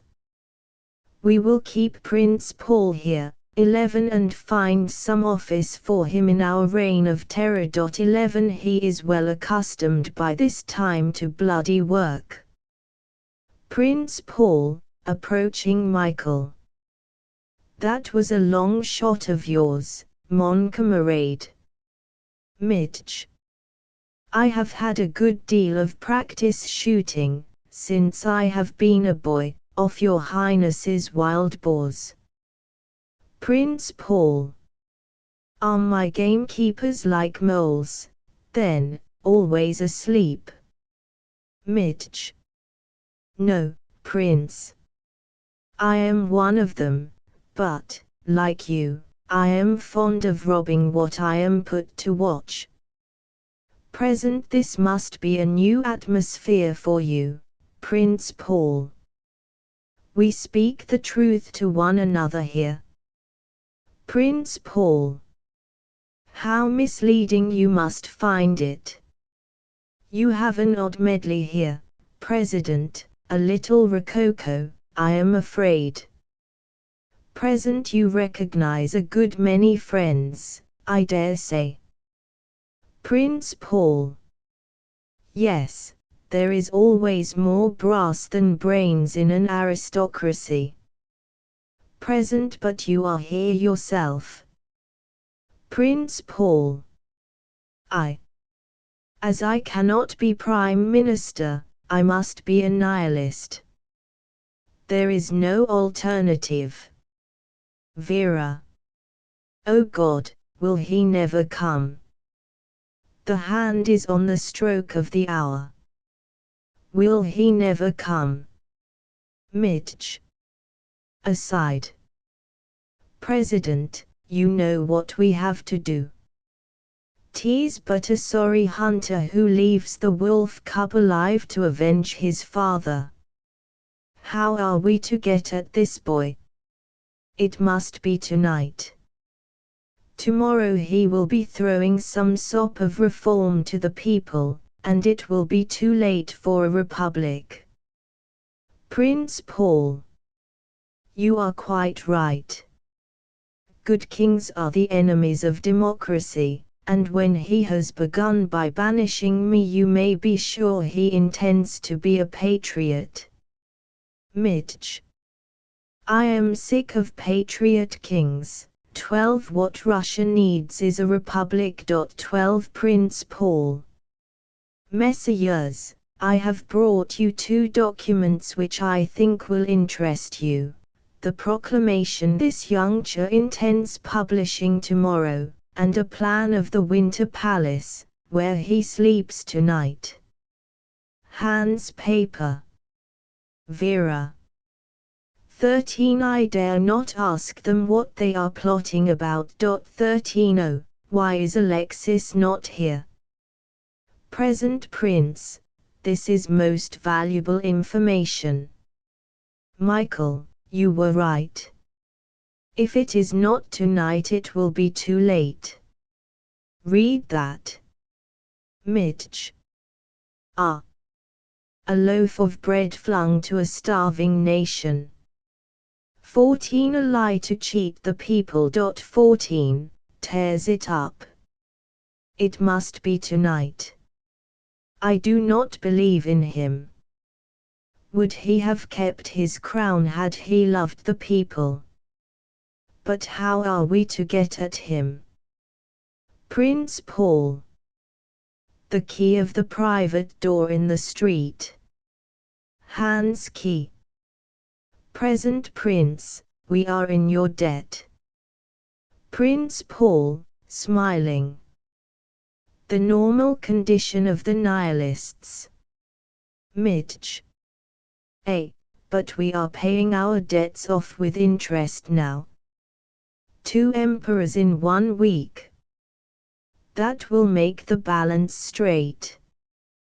We would have thrown in a prime minister if you had not come. Prince Paul. I am sorry you told me. It robs my visit of all its picturesqueness and adventure. I thought I was periling my head by coming here, and you tell me I have saved it. One is sure to be disappointed if one tries to get romance out of modern life. Midge. It is not so romantic a thing to lose one's head, Prince Paul. Prince Paul. No, but it must often be very dull to keep it. Don't you find that sometimes? Clock strikes 6. Vera, sinking into a seat. Oh, it is past the hour. It is past the hour. Midge. To President. Remember, tomorrow will be too late. Present brothers, it is full time. Which of us is absent? Consps. Alexis. Alexis. Present Michael, read Rule 7. Midge. When any brother shall have disobeyed a summons to be present, the President shall enquire if there is anything alleged against him. Present, is there anything against our brother Alexis? Consps. He wears a crown. He wears a crown. Present Michael, read Article 7 of the Code of Revolution. Midge. Between the Nihilists and all men who wear crowns above their fellows, there is war to the death. Present brothers, what say you? Is Alexis, the Cho, guilty or not? Ons. He is guilty. Present, what shall the penalty be? Ons. Death. Present, let the lots be prepared, it shall be tonight. Prince Paul. Ah, this is really interesting. I was getting afraid conspiracies were as dull as courts are. Professor Marfa. My forte is more in writing pamphlets than in taking shots. Still, a regicide has always a place in history. Midge. If your pistol is as harmless as your pen, this young tyrant will have a long life. Prince Paul. You ought to remember, too, Professor, that if you were seized, as you probably would be, and hung, as you certainly would be, there would be nobody left to read your own articles. Present brothers, are you ready? Vera, starting up. Not yet. Not yet. I have a word to say. Midge. Aside. 15 plague take her. I knew it would come to this. 15 Vera. This boy has been our brother. Night after night he has periled his own life to come here. 16 Night after night, when every street was filled with spies, every house with traitors. 16 Delicately nurtured like a king's son, he has dwelt among us. Present A. Under a false name. 17 He lied to us at the beginning. He lies to us now at the end. 17 Vera. I swear he is true. There is not a man here who does not owe him his life 1,000 times. When the bloodhounds were on us that night, who saved us 18 from arrest, torture, flogging, death 18 but he ye seek to kill, Midge. To kill all tyrants is our mission. Vera. He is no tyrant. I know him well.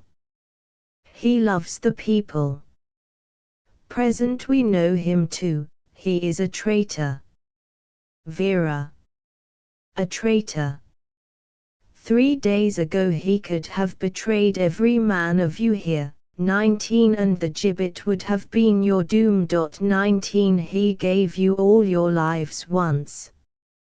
Give him a little time, a week, a month, a few days, but not now, oh God. 20 Not now. Consps. brandishing daggers. Tonight. Tonight. Tonight. Vera. Peace, you gorged adders, peace. Midge. What, are we not here to annihilate? Shall we not keep our oath? Vera. Your oath. Your oath. 21 Greedy that you are of gain, every man's hand lusting for his neighbour's pelf, every heart set on pillage and rapine. 21 Who, of ye all, if the crown were set on his head, would give an empire up for the mob to scramble for. The people are not yet fit for a republic in Russia. Present every nation is fit for a republic. Midge. The man is a tyrant. Vera. A tyrant. Hath he not dismissed his evil counsellors?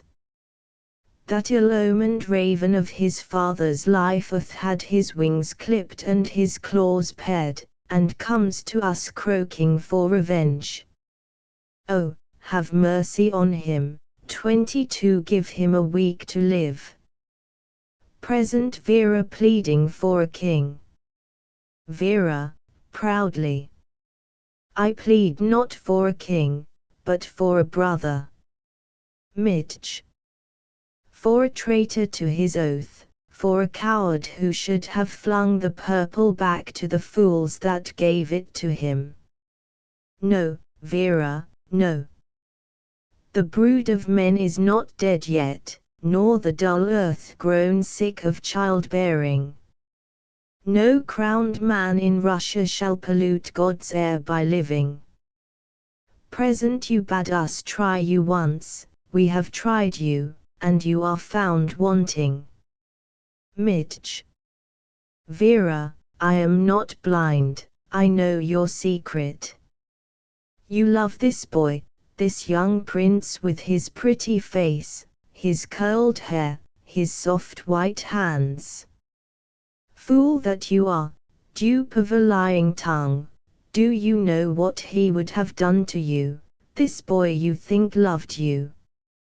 He would have made you his mistress, used your body at his pleasure, thrown you away when he was wearied of you, you, the priestess of liberty, the flame of revolution, the torch of democracy. Vera. What he would have done to me matters little. To the people, at least, he will be true.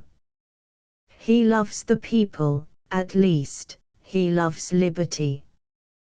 Present so he would play the citizen king, would he, while we starve. 23 Would flatter us with sweet speeches, would cheat us with promises like his father, would lie to us as his whole race have lied. 23 Midge.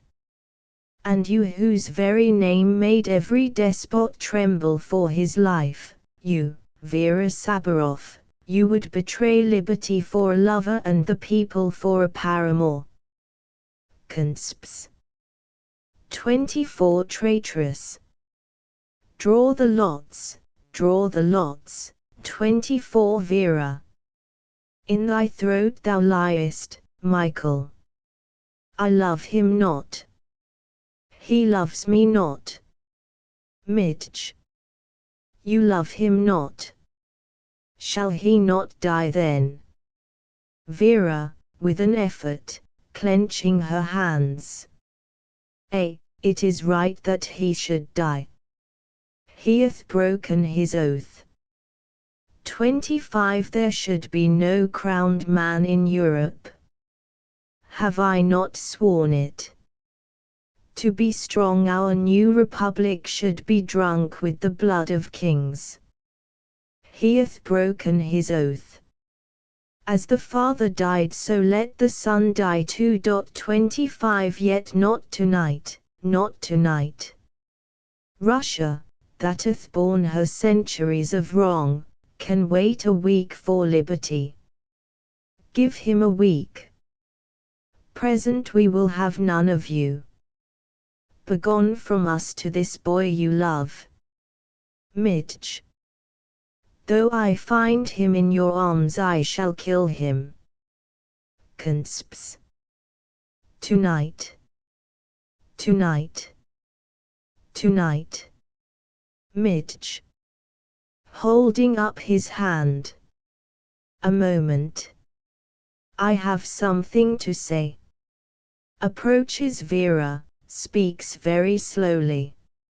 Vera Sabaroff, have you forgotten your brother? Pauses to see effect, Vera starts. Have you forgotten that young face, pale with famine, those young limbs twisted with torture, the iron chains they made him walk in? What week of liberty did they give him? What pity did they show him for a day? Vera falls in a chair. Oh! You could talk glibly enough then of vengeance, glibly enough of liberty. When you said you would come to Moscow, your old father caught you by the knees and begged you not to leave him childless and alone. 26 I seem to hear his cries still ringing in my ears, but you were as deaf to him as the rocks on the roadside, as chill and cold as the snow on the hill. You left your father that night, and 3 weeks after he died of a broken heart. You wrote to me to follow you here.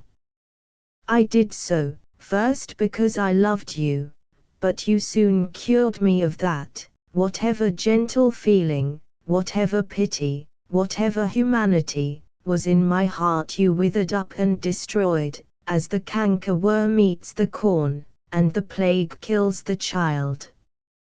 You bade me cast out love from my breast as a vile thing, you turned my hand to iron, and my heart to stone. You told me to live for freedom and for revenge.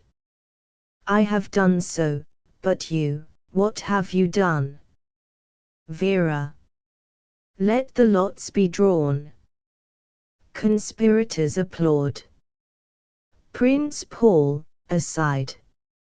Ah, the Grand Duke will come to the throne sooner than he expected. He is sure to make a good king under my guidance. He is so cruel to animals, and never keeps his word. Midge. Now you are yourself at last, Vera. Vera, standing motionless in the middle.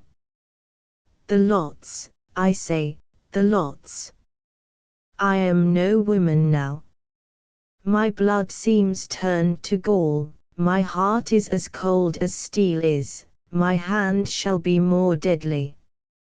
From the desert and the tomb the voice of my prisoned brother cries aloud, and bids me strike one blow for liberty. The lots, I say, the lots. Present, are you ready? Michael, you have the right to draw first. You are a regicide. Vera. Oh God, into my hands. Into my hands. They draw the lots from a bowl surmounted by a skull. Present, open your lots. Vera, opening her lot. The lot is mine. See the bloody sign upon it. Dmitri, my brother, you shall have your revenge now. Present, Vera Sabaroff, you are chosen to be a regicide. God has been good to you. The dagger or the poison? Offers her dagger and vial. Vera. I can trust my hand better with the dagger, it never fails. Take dagger. I shall stab him to the heart, as he has stabbed me. Traitor, to leave us for a ribbon, a gaud, a bauble, to lie to me every day he came here, to forget us in an hour. 27 Michael was right, he loved me not, nor the people either. 27 Methinks that if I was a mother and bore a man-child I would poison my breast to him, lest he might grow to a traitor or to a king. Prince Paul whispers to the President. Present A. Prince Paul, that is the best way. Vera, the Ch-28 sleeps tonight in his own room in the north wing of the palace. Here is the key of the private door in the street. The passwords of the guards will be given to you. His own servants will be drugged. You will find him alone. Vera. It is well. I shall not fail. Present we will wait outside in the place St. Isaac, under the window. As the clock strikes 12 from the tower of St. Nicholas you will give us the sign that the dog is dead. Vera. And what shall the sign be? Present you are to throw us out the bloody dagger. Midge. Dripping with the traitor's life. Present else we shall know that you have been seized, and we will burst our way in, drag you from his guards. Midge. And kill him in the midst of them. Present Michael, you will head us. Midge. I shall head you. See that your hand fails not, Vera Sabaroff. 29 Vera Fool, is it so hard a thing to kill one's enemy? 29 Prince Paul, aside. This is the 9th conspiracy I have been in Russia. They always end in a voyage in Siberia for my friends and a new decoration for myself. Midge. It is your last conspiracy, Prince. Present at 12 o'clock, the bloody dagger. Vera. Red with the blood of that false heart. I shall not forget it. Standing in the middle of the stage. 30 To strangle whatever nature is in me, neither to love nor to be loved, neither to pity nor to be pitied. It is an oath, an oath. Methinks the spirit of Charlotte Corday has entered my soul now. I shall carve my name on the world, and be ranked among the great heroines. The spirit of Charlotte Corday beats in each petty vein, and nerves my woman's hand to strike, as I have nerved my woman's heart to hate. Though he laughs in his dreams, I shall not falter. Though he sleep peacefully I shall not miss my blow. 30 Be glad, my brother, in your stifled cell, be glad and laugh tonight. Tonight this new-fledged Ch shall post with bloody feet to hell, and greet his father there. 31 This Ch, O traitor, liar, falls to his oath, falls to me. To play the patriot amongst us, and now to wear a crown, to sell us, like Judas, for 30 silver pieces, to betray us with a kiss. 31, with more passion. O liberty, O mighty mother of eternal time, thy robe is purple with the blood of those who have died for thee. Thy throne is the Calvary of the people, thy crown the crown of thorns. O crucified mother, the despot has driven a nail through thy right hand, and the tyrant through thy left. Thy feet are pierced with their iron. When thou wert athirst thou calledst on the priests for water, and they gave thee bitter drink. They thrust a sword into thy side. They mocked thee in thine agony of age on age. 32 Here, on thy altar, O liberty, do I dedicate myself to thy service, do with me as thou wilt. 32. Brandishing dagger. The end has come now, and by thy sacred wounds, O crucified Mother, O Liberty, I swear that Russia shall be saved. Curtain. End of Act 3. Act 4. Scene. Antechamber of the Cha's private room. Large window at the back, with drawn curtains over it. Present. Prince Petrovich, Baron Raff, Marquise de Poivrade, Count Ruvalov. Prince Petro. He is beginning well, this young Cha. Baron Raff shrugs his shoulders. All young Chas do begin well. Count and end badly. 1 Mark de Poivre. Well, I have no right to complain. He has done me one good service, at any rate. Prince Petro. Cancelled your appointment to Archangel, I suppose. Mark de Poivre. Yes, my head wouldn't have been safe there for an hour. 1. Enter General Potemkin. Baron Raff. General, any more news of our romantic emperor? General Potemkin. You are quite right to call him romantic, Baron. A week ago I found him amusing himself in a garret with a company of strolling players. Today his whim is all the convicts in Siberia are to be recalled, and political prisoners, as he calls them, amnestied. Prince Petro.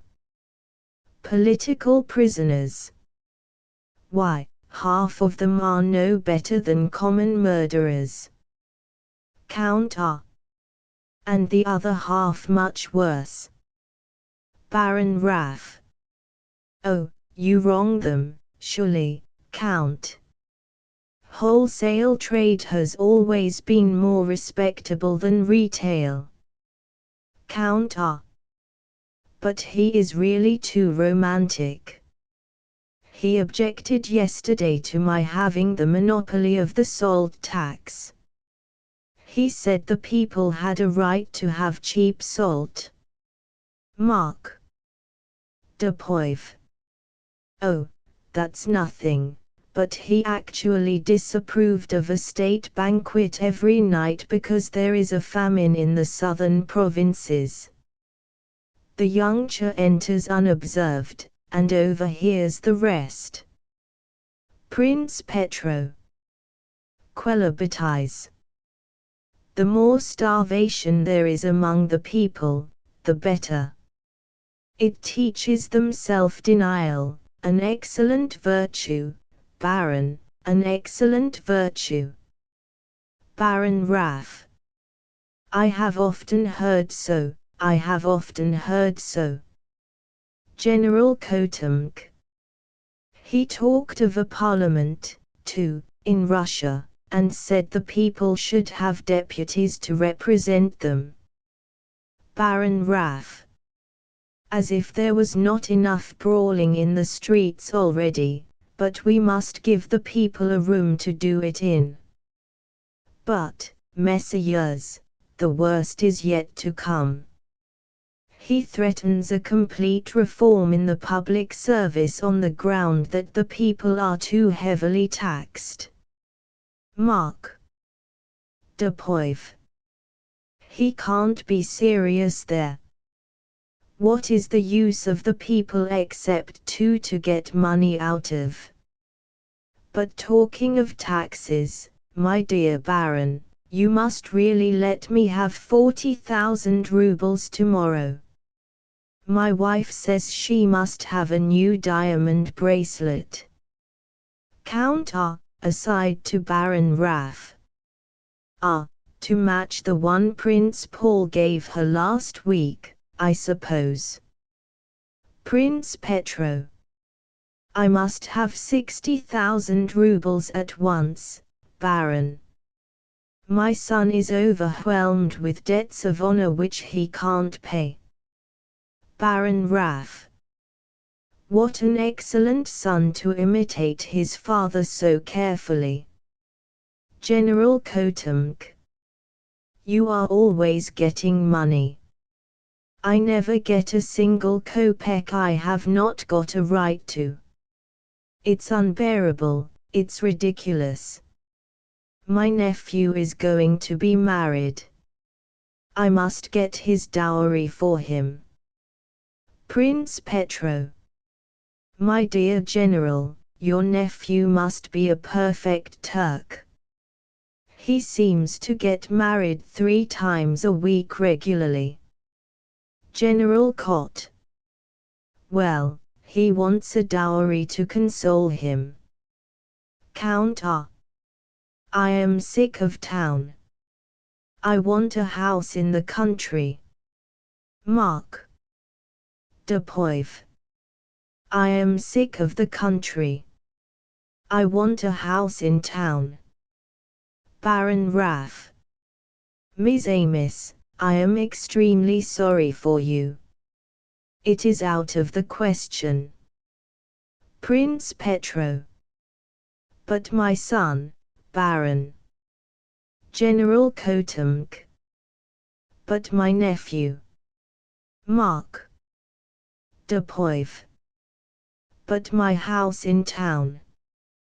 Count A. But my house in the country. Mark. De Poive. But my wife's diamond bracelet. Baron Raff. Gentlemen, impossible. The old regime in Russia is dead, the funeral begins today. Count A. Then I shall wait for the resurrection. Prince Petro. Yes, but, en attendant, what are we to do? Baron Raff.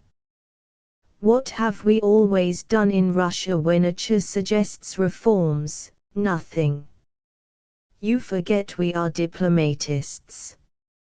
Men of thought should have nothing to do with action. Reforms in Russia are very tragic, but they always end in a farce. Count A. I wish Prince Paul were here. 3 By the by, I think this boy is rather ungrateful to him.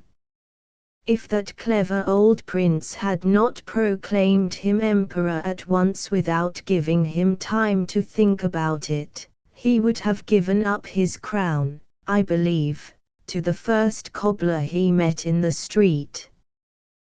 Prince Petro. But do you think, Baron, that Prince Paul is really going? 3 Baron Raff. He is exiled. Prince Petro. Yes, but is he going? Baron Raff. I am sure of it, at least he told me he had sent 2 telegrams already to Paris about his dinner. Count A. That settles the matter. Cho, coming forward. Prince Paul better send a 3rd telegram and order, counting them, 6 extra places. Baron Raff. The devil. Cho. No, Baron, the Cho. Traitors. There would be no bad kings in the world if there were no bad ministers like you. It is men such as you who wreck mighty empires on the rock of their own greatness. Our mother, Russia, hath no need of such unnatural sons. You can make no atonement now, it is too late for that. The grave cannot give back your dead, nor the gibbet your martyrs, but I shall be more merciful to you. I give you your lives. That is the curse I would lay on you. But if there is a man of you found in Moscow by tomorrow night, your heads will be off your shoulders. Baron Raff. You remind us wonderfully, sire, of your imperial father. Ch. I banish you all from Russia. Your estates are confiscated to the people. You may carry your titles with you. Reforms in Russia, Baron, always end in a farce. You will have a good opportunity, Prince Petrovich, of practicing self-denial, that excellent virtue. That excellent virtue. So, Baron, you think a parliament in Russia would be merely a place for brawling? Well, I will see that the reports of each session are sent to you regularly. Baron Raff. Sire, you are adding another horror to exile. Ch. But you will have such time for literature now. You forget you are diplomatists. Men of thought should have nothing to do with action. Prince Petro. Sire, we did but jest. Ch. Then I banish you for your bad jokes. Bon voyage, messieurs. For if you value your lives, you will catch the first train for Paris. Exeunt ministers. Russia is well rid of such men as these. They are the jackals that follow in the lion's track. 5. They have no courage themselves, except to pillage and rob. 5. But for these men and for Prince Paul, my father would have been a good king, would not have died so horribly as he did die. How strange it is, the most real parts of one's life always seem to be a dream. The council, the fearful law which was to kill the people, the arrest, the cry in the courtyard, the pistol shot, my father's bloody hands, and then the crown. One can live for years sometimes, without living at all, and then all life comes crowding into a single hour. I had no time to think.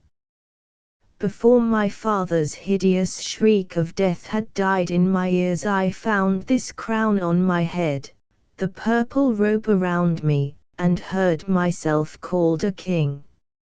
I would have given it up all then, it seemed nothing to me then, but now, can I give it up now?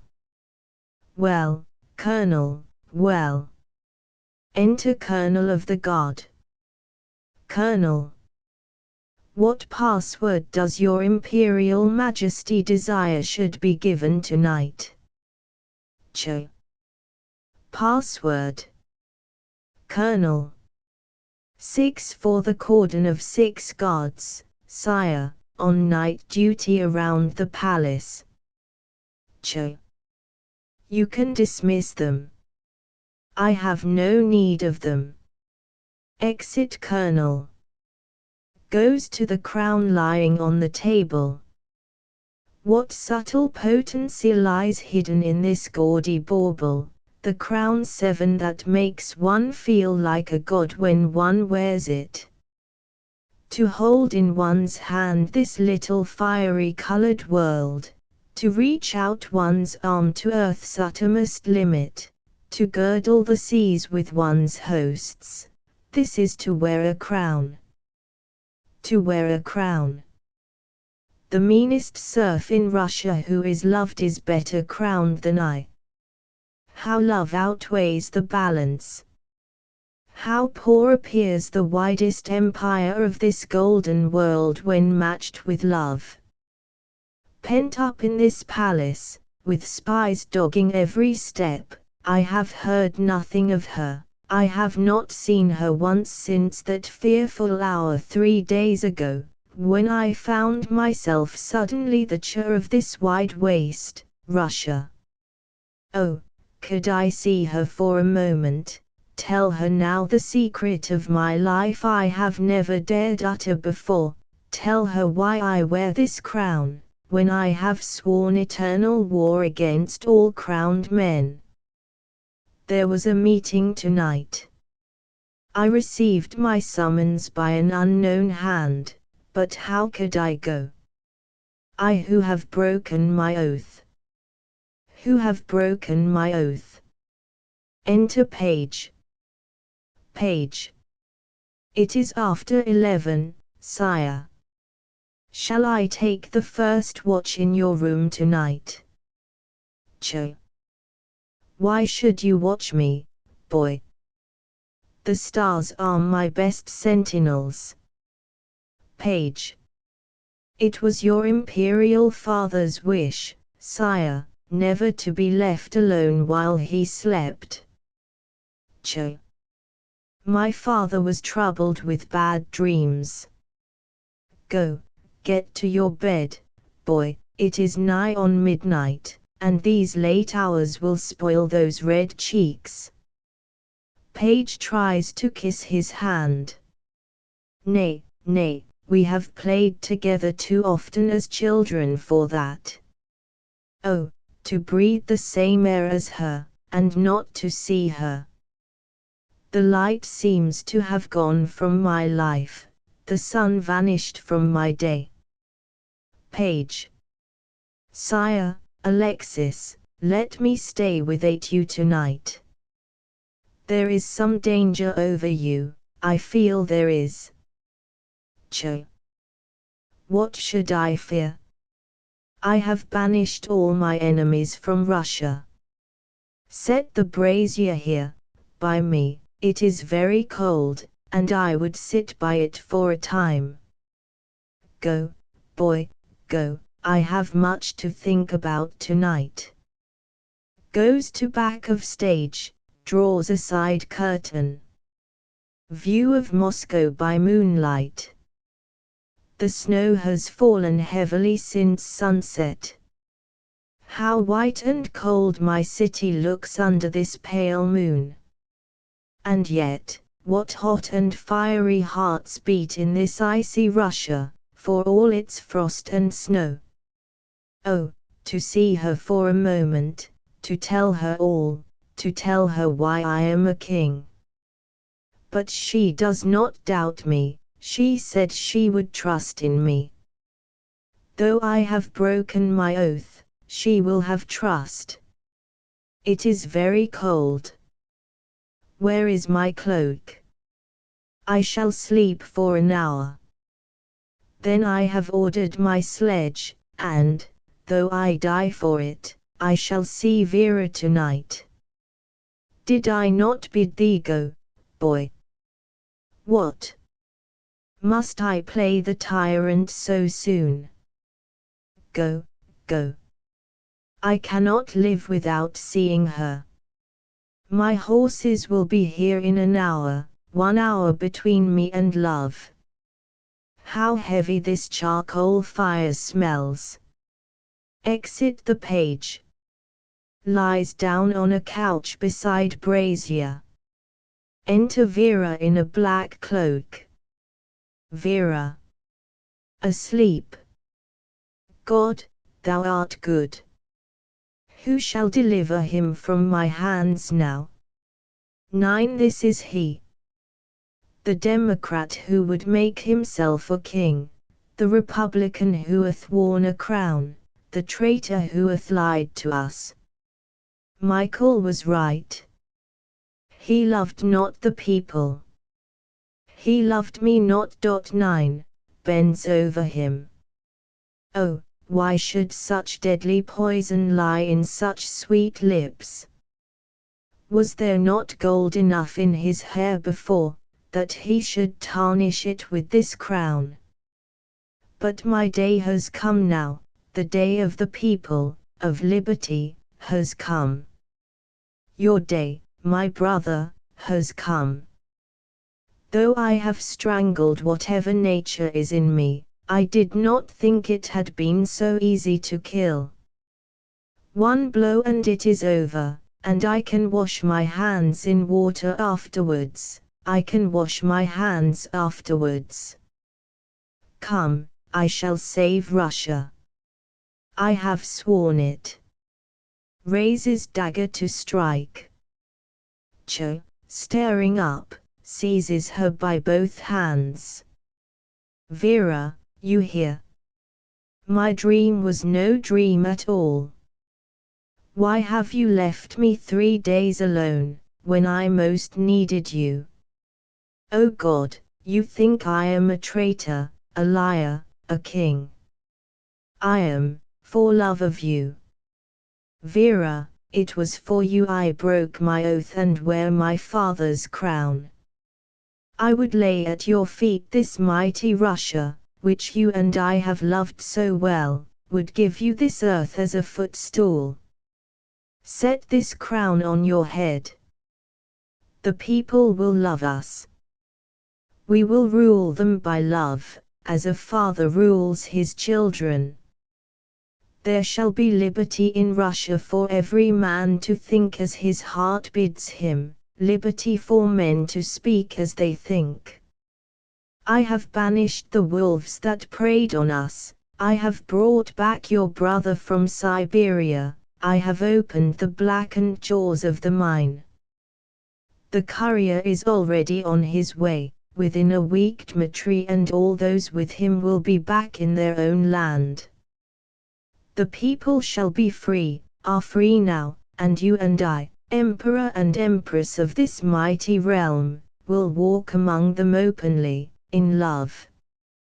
When they gave me this crown first, I would have flung it back to them, had it not been for you, Vera. Oh God! It is men's custom in Russia to bring gifts to those they love. I said, I will bring to the woman I love a people, an empire, a world. Vera, it is for you alone, I kept this crown, for you alone I am a king. Oh, I have loved you better than my oath. Why will you not speak to me? You love me not. You love me not. You have come to warn me of some plot against my life. What is life worth to me without you? Conspirators murmur outside.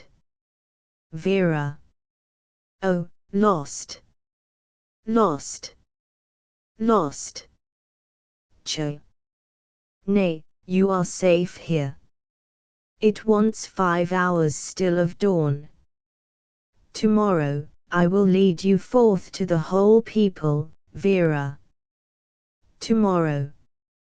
Cho. Will crown you with my own hands as Empress in that great cathedral which my fathers built.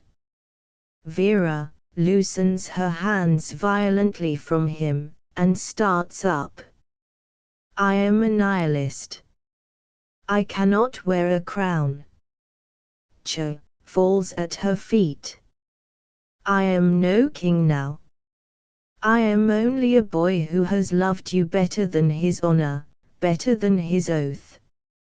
For love of the people I would have been a patriot. For love of you I have been a traitor. Let us go forth together, we will live amongst the common people. I am no king. I will toil for you like the peasant or the serf. Oh, love me a little too. Conspirators murmur outside. Vera, clutching dagger. To strangle whatever nature is in me, neither to love nor to be loved, neither to pity nor, oh, I am a woman.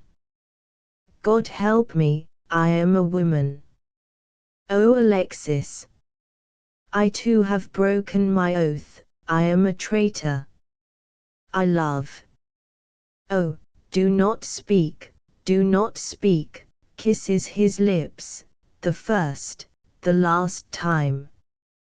He clasps her in his arms, they sit on the couch together. Cho. I could die now. Vera.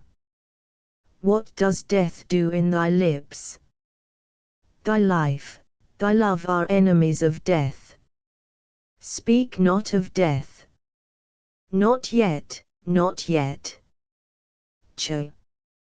I know not why death came into my heart. Perchance the cup of life is filled too full of pleasure to endure. This is our wedding night. Vera. Our wedding night. Cho. And if death came himself, methinks that I could kiss his pallid mouth, and suck sweet poison from it. Vera. Our wedding night. Nay, nay. Death should not sit at the feast. There is no such thing as death. Cho. There shall not be for us. Conspirators murmur outside. Vera. What is that? Did you not hear something? Cho. Only your voice, that fowler's note which lures my heart away like a poor bird upon the lime twig. Vera. Methought that someone laughed. Cho. It was but the wind and rain, the night is full of storm. Conspirators murmur outside. Vera. It should be so indeed. Oh, where are your gods? Where are your gods? Cho. Where should they be but at home? I shall not live pent round by sword and steel. The love of a people is a king's best bodyguard. Vera. The love of a people. Cho. Sweet, you are safe here. Nothing can harm you here. Oh love, I knew you trusted me. You said you would have trust. Vera. I have had trust. Oh love, the past seems but some dull grey dream from which our souls have wakened. This is life at last. Cho. Life at last. Vera. Our wedding night. Oh, let me drink my fill of love tonight. Nay, sweet, not yet, not yet. How still it is, and yet methinks the air is full of music. It is some nightingale who, wearying of the south, has come to sing in this bleak north to lovers such as we. It is the nightingale. Dost thou not hear it? Cho. Oh, sweet, mine ears are clogged to all sweet sounds save thine own voice, and mine eyes blinded to all sights but thee, else had I heard that nightingale, and seen the golden-vestured morning sun itself steal from its sombre east before its time for jealousy that thou art twice as fair. Vera. Yet would that thou hadst heard the nightingale. Methinks that bird will never sing again. Cho. It is no nightingale. 'Tis love himself singing for very ecstasy of joy that thou art changed into his votus. Clock begins striking 12. Oh, listen, sweet, it is the lover's hour. Come, let us stand without, and hear the midnight answered from tower to tower over the wide white town. Our wedding night. What is that? What is that? Loud murmurs of conspirators in the street. Vera breaks from him and rushes across the stage. The wedding guests are here already. You shall have your sign. Stabs herself. You shall have your sign. Rushes to the window. Cho intercepts her by rushing between her and window, and snatches dagger out of her hand. Vera. Vera, clinging to him. Give me back the dagger. Give me back the dagger. There are men in the street who seek your life. Your guards have betrayed you. This bloody dagger is the signal that you are dead. Conspirators begin to shout below in the street. Oh, there is not a moment to be lost. Throw it out. Throw it out. Nothing can save me now, this dagger is poisoned. I feel death already in my heart. Holding dagger out of her reach. Death is in my heart too, we shall die together. Vera. Oh, love. Love.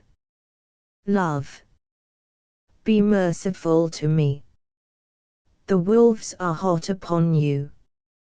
You must live for liberty, for Russia, for me. Oh, you do not love me. You offered me an empire once. Give me this dagger now. Oh, you are cruel. My life for yours. What does it matter? Loud shouts in the street, Vera. Vera. To the rescue. To the rescue. The bitterness of death is past for me. Vera. Oh, they are breaking in below. See. The bloody man behind you. Cherevich turns round for an instant. Ah! Vera snatches dagger and flings it out of window. Consps. Below. Long live the people. What have you done? Vera. I have saved Russia, dies. Tableau. Corrections and additions. Made by the author in his original copy. The numbers of the notes correspond with the superior figures in the body of the text. Act I Note 1 changed to 2 in violet pencil. 2 lines from 2 to 2 scored out. 3 these lines scored out, and we will have added. 4 this word underlined. 5 these lines scored out. 6 these lines scored out, what news tonight, inserted. 7 lines scored out. 8 altered to he. 9 lines scored out. 10 altered to signal for. 11 lines scored out. 12 lines scored out.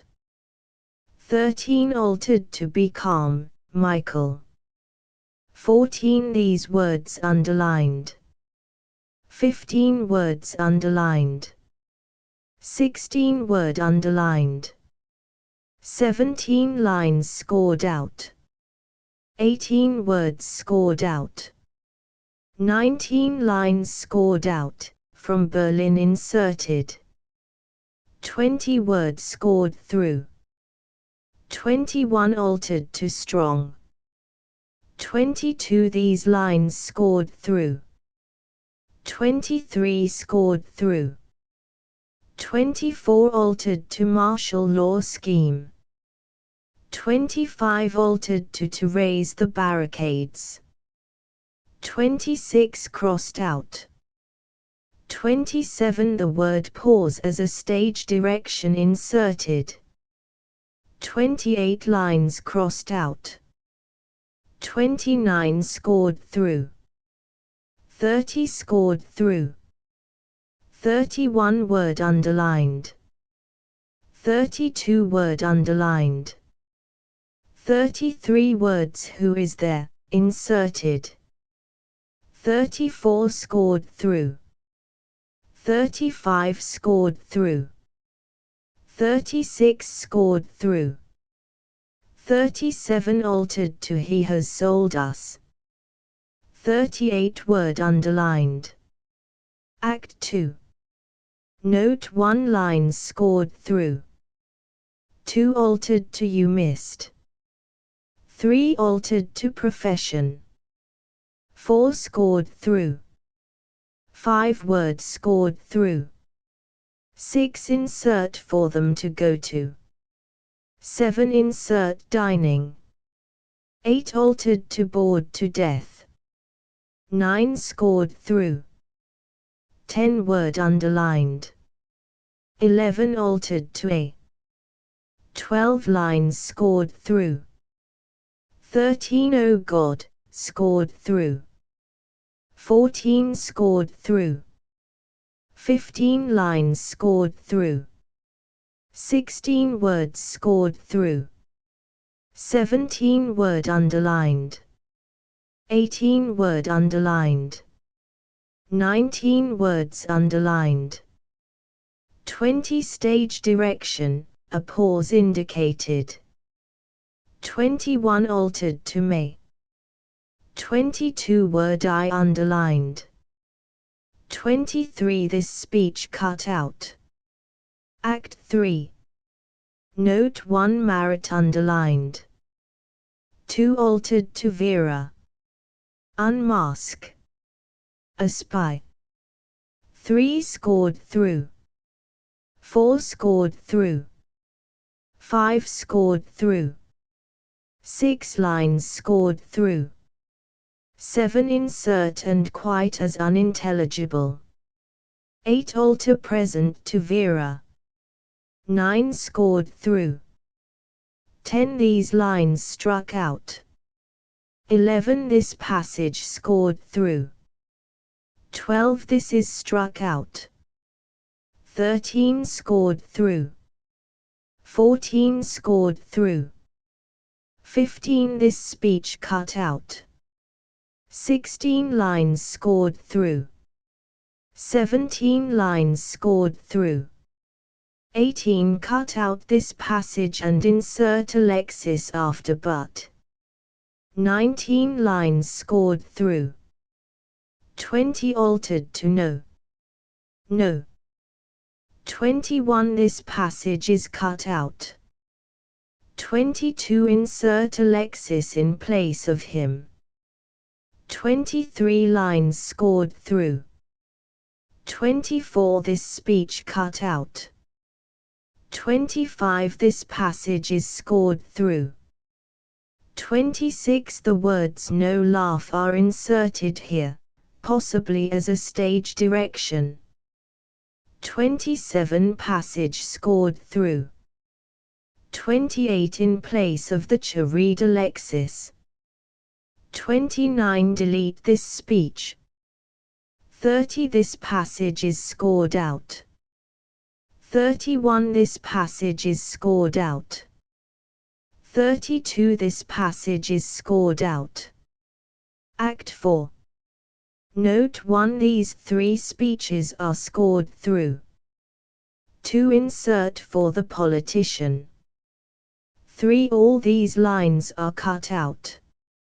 4 alter to gentleman. 5 cut out this sentence. 6 words scored through.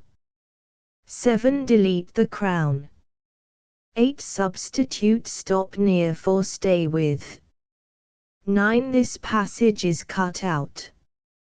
Transcriber's note, significant amendments p25. Place S. Isaac amended to place Saint Isaac. p36.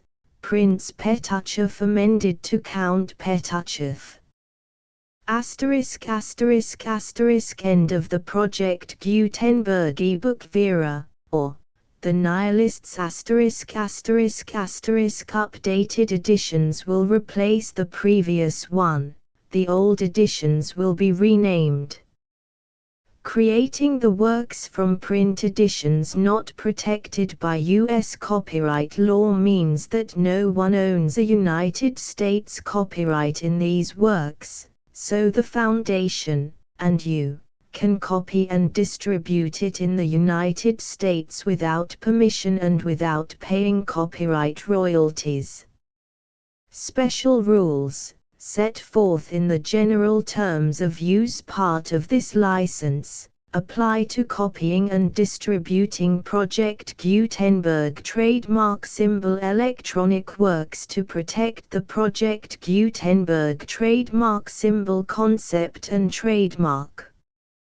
Project Gutenberg is a registered trademark, and may not be used if you charge for an ebook, except by following the terms of the trademark license, including paying royalties for use of the Project Gutenberg trademark. If you do not charge anything for copies of this ebook, complying with the trademark license is very easy. You may use this ebook for nearly any purpose such as creation of derivative works, reports, performances and research.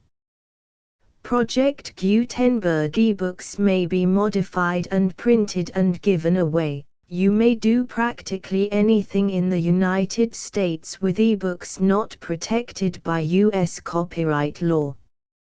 Redistribution is subject to the trademark license, especially commercial redistribution. Start. Full license. The full Project Gutenberg license. Please read this before you distribute or use this work to protect the Project Gutenberg trademark symbol mission of promoting the free distribution of electronic works, by using or distributing this work, or any other work associated in any way with the phrase Project Gutenberg.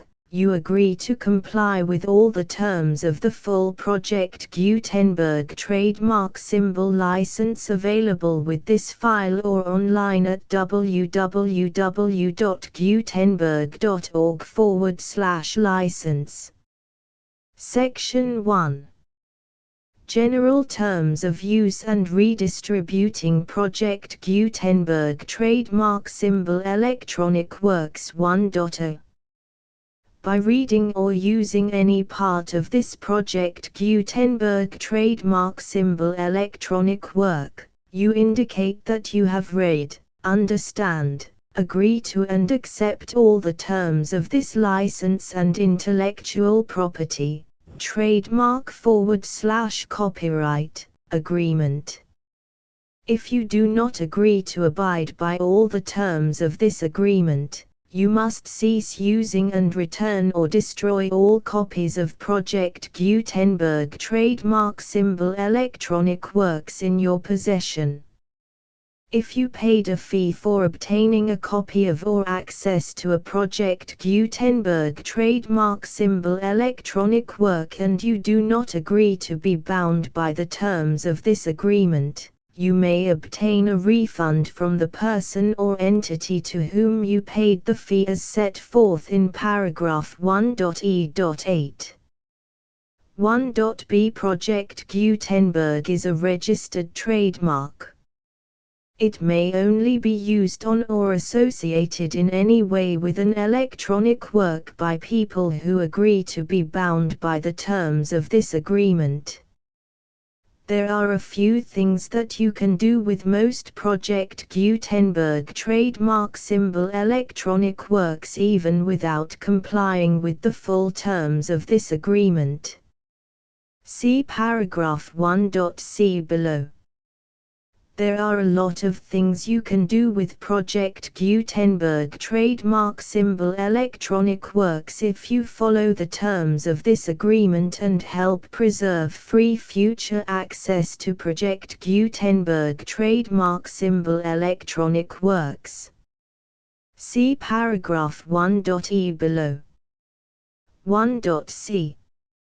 The Project Gutenberg Literary Archive Foundation, the Foundation or PGLAF, owns a compilation copyright in the collection of Project Gutenberg trademark symbol electronic works. Nearly all the individual works in the collection are in the public domain in the United States. If an individual work is unprotected by copyright law in the United States and you are located in the United States, we do not claim a right to prevent you from copying, distributing, performing, displaying or creating derivative works based on the work as long as all references to Project Gutenberg are removed. Of course, we hope that you will support the Project Gutenberg trademark symbol mission of promoting free access to electronic works by freely sharing Project Gutenberg trademark symbol works in compliance with the terms of this agreement for keeping the Project Gutenberg trademark symbol name associated with the work. You can easily comply with the terms of this agreement by keeping this work in the same format with its attached full Project Gutenberg trademark symbol license when you share it without charge with others. 1.d. The copyright laws of the place where you are located also govern what you can do with this work. Copyright laws in most countries are in a constant state of change. If you are outside the United States, check the laws of your country in addition to the terms of this agreement before downloading, copying, displaying, performing, distributing or creating derivative works based on this work or any other Project Gutenberg trademark symbol work. The Foundation makes no representations concerning the copyright status of any work in any country other than the United States. 1.e. Unless you have removed all references to Project Gutenberg, 1.e.1. The following sentence, with active links to, or other immediate access to, the full Project Gutenberg trademark symbol license must appear prominently whenever any copy of a Project Gutenberg trademark symbol work, any work on which the phrase Project Gutenberg appears, or with which the phrase Project Gutenberg is associated, is accessed, displayed, performed, viewed, copied or distributed. This ebook is for the use of anyone anywhere in the United States and most other parts of the world at no cost and with almost no restrictions whatsoever. You may copy it, give it away or reuse it under the terms of the Project Gutenberg license included with this ebook or online at www.gutenberg.org. If you are not located in the United States, you will have to check the laws of the country where you are located before using this ebook. 1.e.2.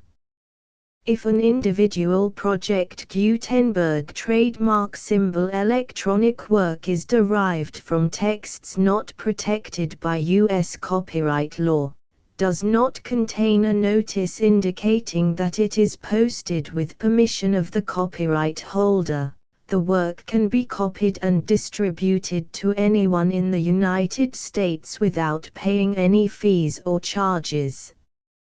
If you are redistributing or providing access to a work with the phrase Project Gutenberg associated with or appearing on the work, you must comply either with the requirements of paragraphs 1.e.1 through 1.e.7 or obtain permission for the use of the work and the Project Gutenberg trademark symbol trademark as set forth in paragraphs 1.e.8 or 1.e.9.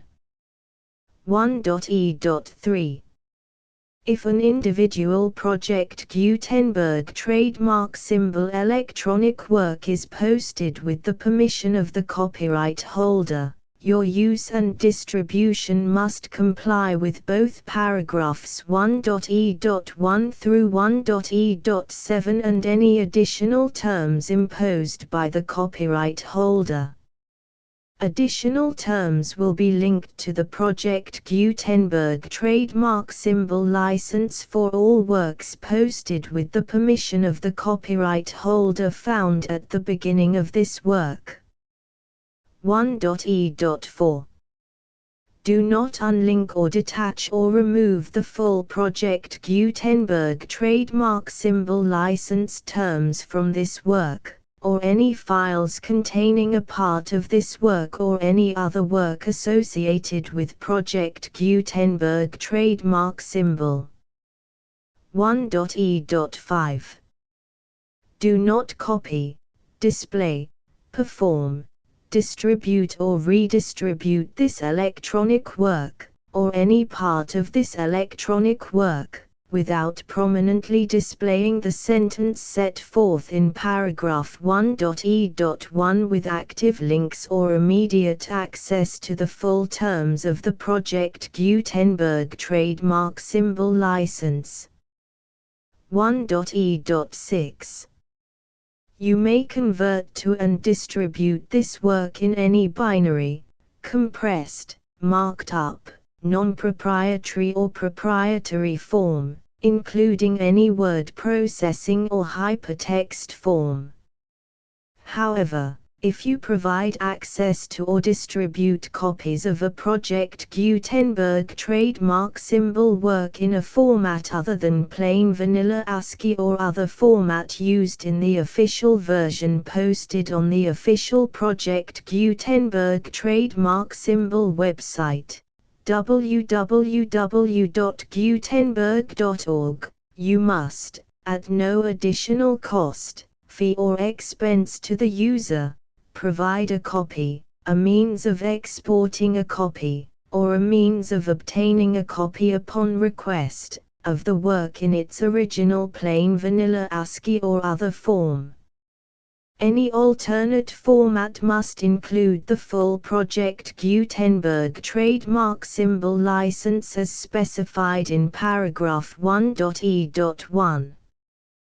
1.e.7 Do not charge a fee for access to, viewing, displaying, performing, copying or distributing any Project Gutenberg trademark symbol works unless you comply with paragraph 1.e.8 or 1.e.9.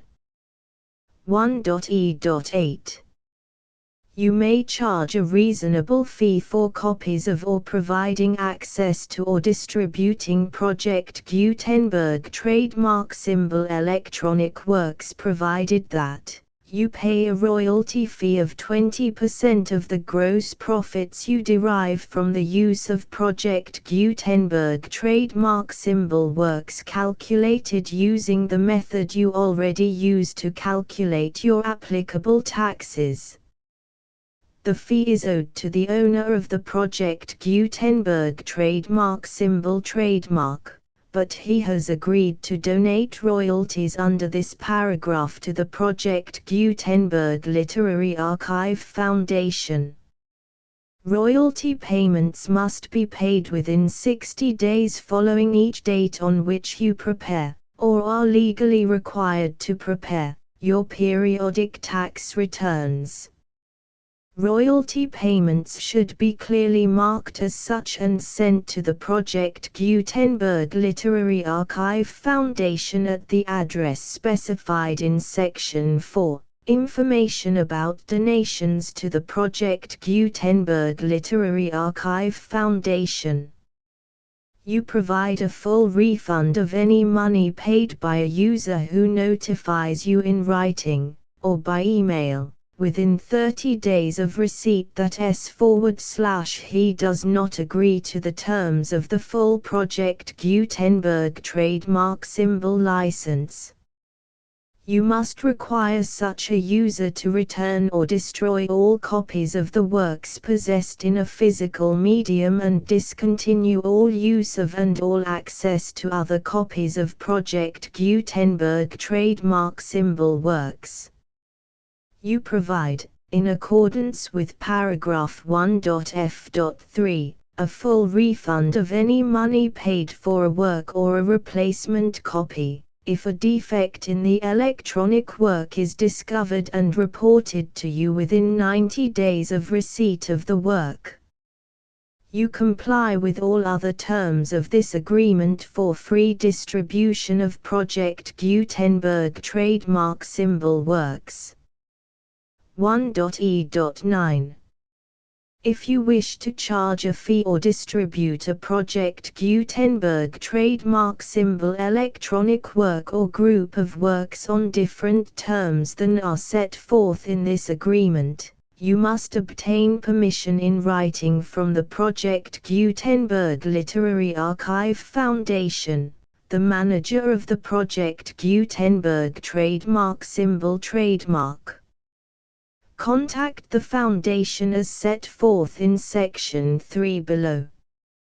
1.f1.f.1 Project Gutenberg volunteers and employees expend considerable effort to identify, do copyright research on, transcribe and proofread works not protected by U.S. copyright law in creating the Project Gutenberg trademark symbol collection. Despite these efforts, Project Gutenberg trademark symbol electronic works, and the medium on which they may be stored, may contain defects such as, but not limited to, incomplete, inaccurate or corrupt data, transcription errors, a copyright or other intellectual property infringement, a defective or damaged disk or other medium, a computer virus, or computer codes that damage or cannot be read by your equipment. 1.f.2 Limited warranty, disclaimer of damages, except for the right of replacement or refund described in paragraph 1.f.3, the Project Gutenberg Literary Archive Foundation, the owner of the Project Gutenberg trademark symbol trademark, and any other party distributing a Project Gutenberg trademark symbol electronic work under this agreement, disclaim all liability to you for damages, costs and expenses, including legal fees. You agree that you have no remedies for negligence, strict liability, breach of warranty or breach of contract except those provided in paragraph 1.f.3. You agree that the Foundation, the trademark owner, and any distributor under this agreement will not be liable to you for actual, direct, indirect, consequential, punitive or incidental damages even if you give notice of the possibility of such damage. 1.f.3 Limited right of replacement or refund. If you discover a defect in this electronic work within 90 days of receiving it, you can receive a refund of the money, if any, you paid for it by sending a written explanation to the person you received the work from. If you received the work on a physical medium, you must return the medium with your written explanation. The person or entity that provided you with the defective work may elect to provide a replacement copy in lieu of a refund. If you received the work electronically, the person or entity providing it to you may choose to give you a second opportunity to receive the work electronically in lieu of a refund. If the second copy is also defective, you may demand a refund in writing without further opportunities to fix the problem. 1.f.4 Except for the limited right of replacement or refund set forth in paragraph 1.f.3, this work is provided to you as is, with no other warranties of any kind, express or implied, including but not limited to warranties of merchantability or fitness for any purpose. 1.f.5 Some states do not allow disclaimers of certain implied warranties or the exclusion or limitation of certain types of damages. If any disclaimer or limitation set forth in this agreement violates the law of the state applicable to this agreement, the agreement shall be interpreted to make the maximum disclaimer or limitation permitted by the applicable state law. The invalidity or unenforceability of any provision of this agreement shall not void the remaining provisions. 1.f.6 Indemnity. You agree to indemnify and hold the foundation, the trademark owner, any agent or employee of the foundation, anyone providing copies of Project Gutenberg trademark symbol electronic works in accordance with this agreement, and any volunteers associated with the production, promotion and distribution of Project Gutenberg trademark symbol electronic works, harmless from all liability, costs and expenses, including legal fees, that arise directly or indirectly from any of the following which you do or cause to occur. A. Distribution of this or any Project Gutenberg trademark symbol work. B. Alteration, modification, or additions or deletions to any Project Gutenberg trademark symbol work, and C. Any defect you cause.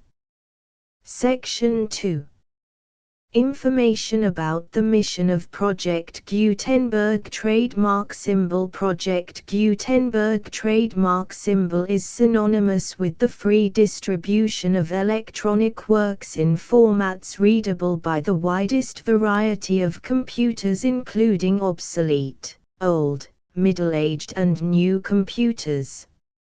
It exists because of the efforts of hundreds of volunteers and donations from people in all walks of life.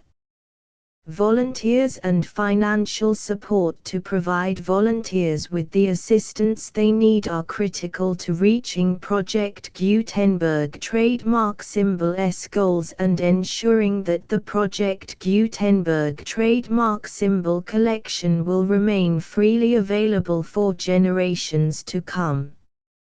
In 2001, the Project Gutenberg Literary Archive Foundation was created to provide a secure and permanent future for Project Gutenberg trademark symbol and future generations.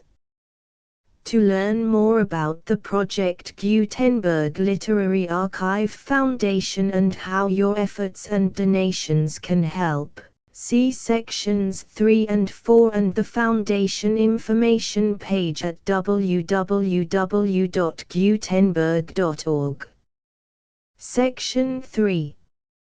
Information about the Project Gutenberg Literary Archive Foundation. The Project Gutenberg Literary Archive Foundation is a non-profit 501(c)(3) educational corporation organized under the laws of the state of Mississippi and granted tax-exempt status by the Internal Revenue Service. The Foundation's IN or Federal Tax Identification Number is 64-6221541. Contributions to the Project Gutenberg Literary Archive Foundation are tax-deductible to the full extent permitted by U.S. federal laws and your state's laws.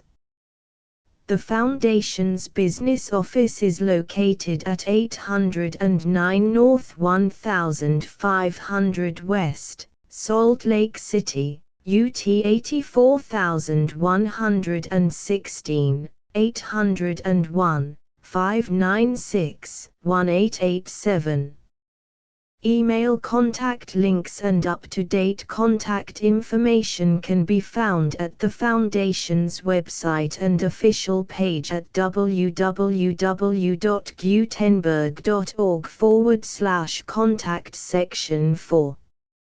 Information about donations to the Project Gutenberg Literary Archive Foundation. Project Gutenberg trademark symbol depends upon and cannot survive without widespread public support and donations to carry out its mission of increasing the number of public domain and licensed works that can be freely distributed in machine-readable form accessible by the widest array of equipment, including outdated equipment.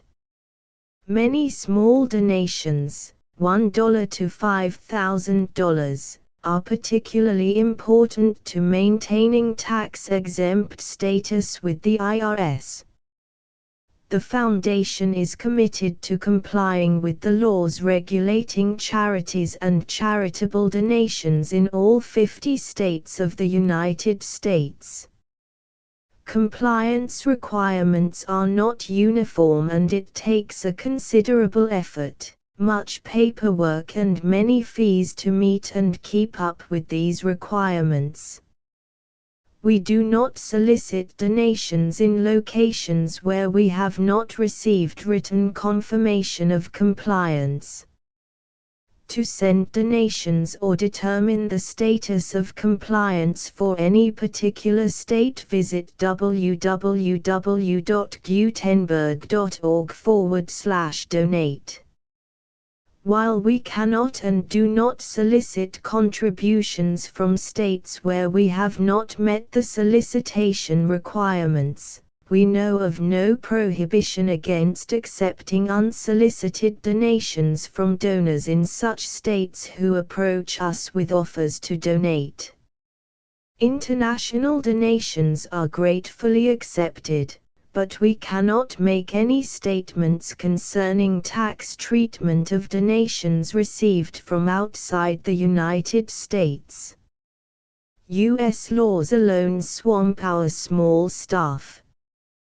Please check the Project Gutenberg web pages for current donation methods and addresses.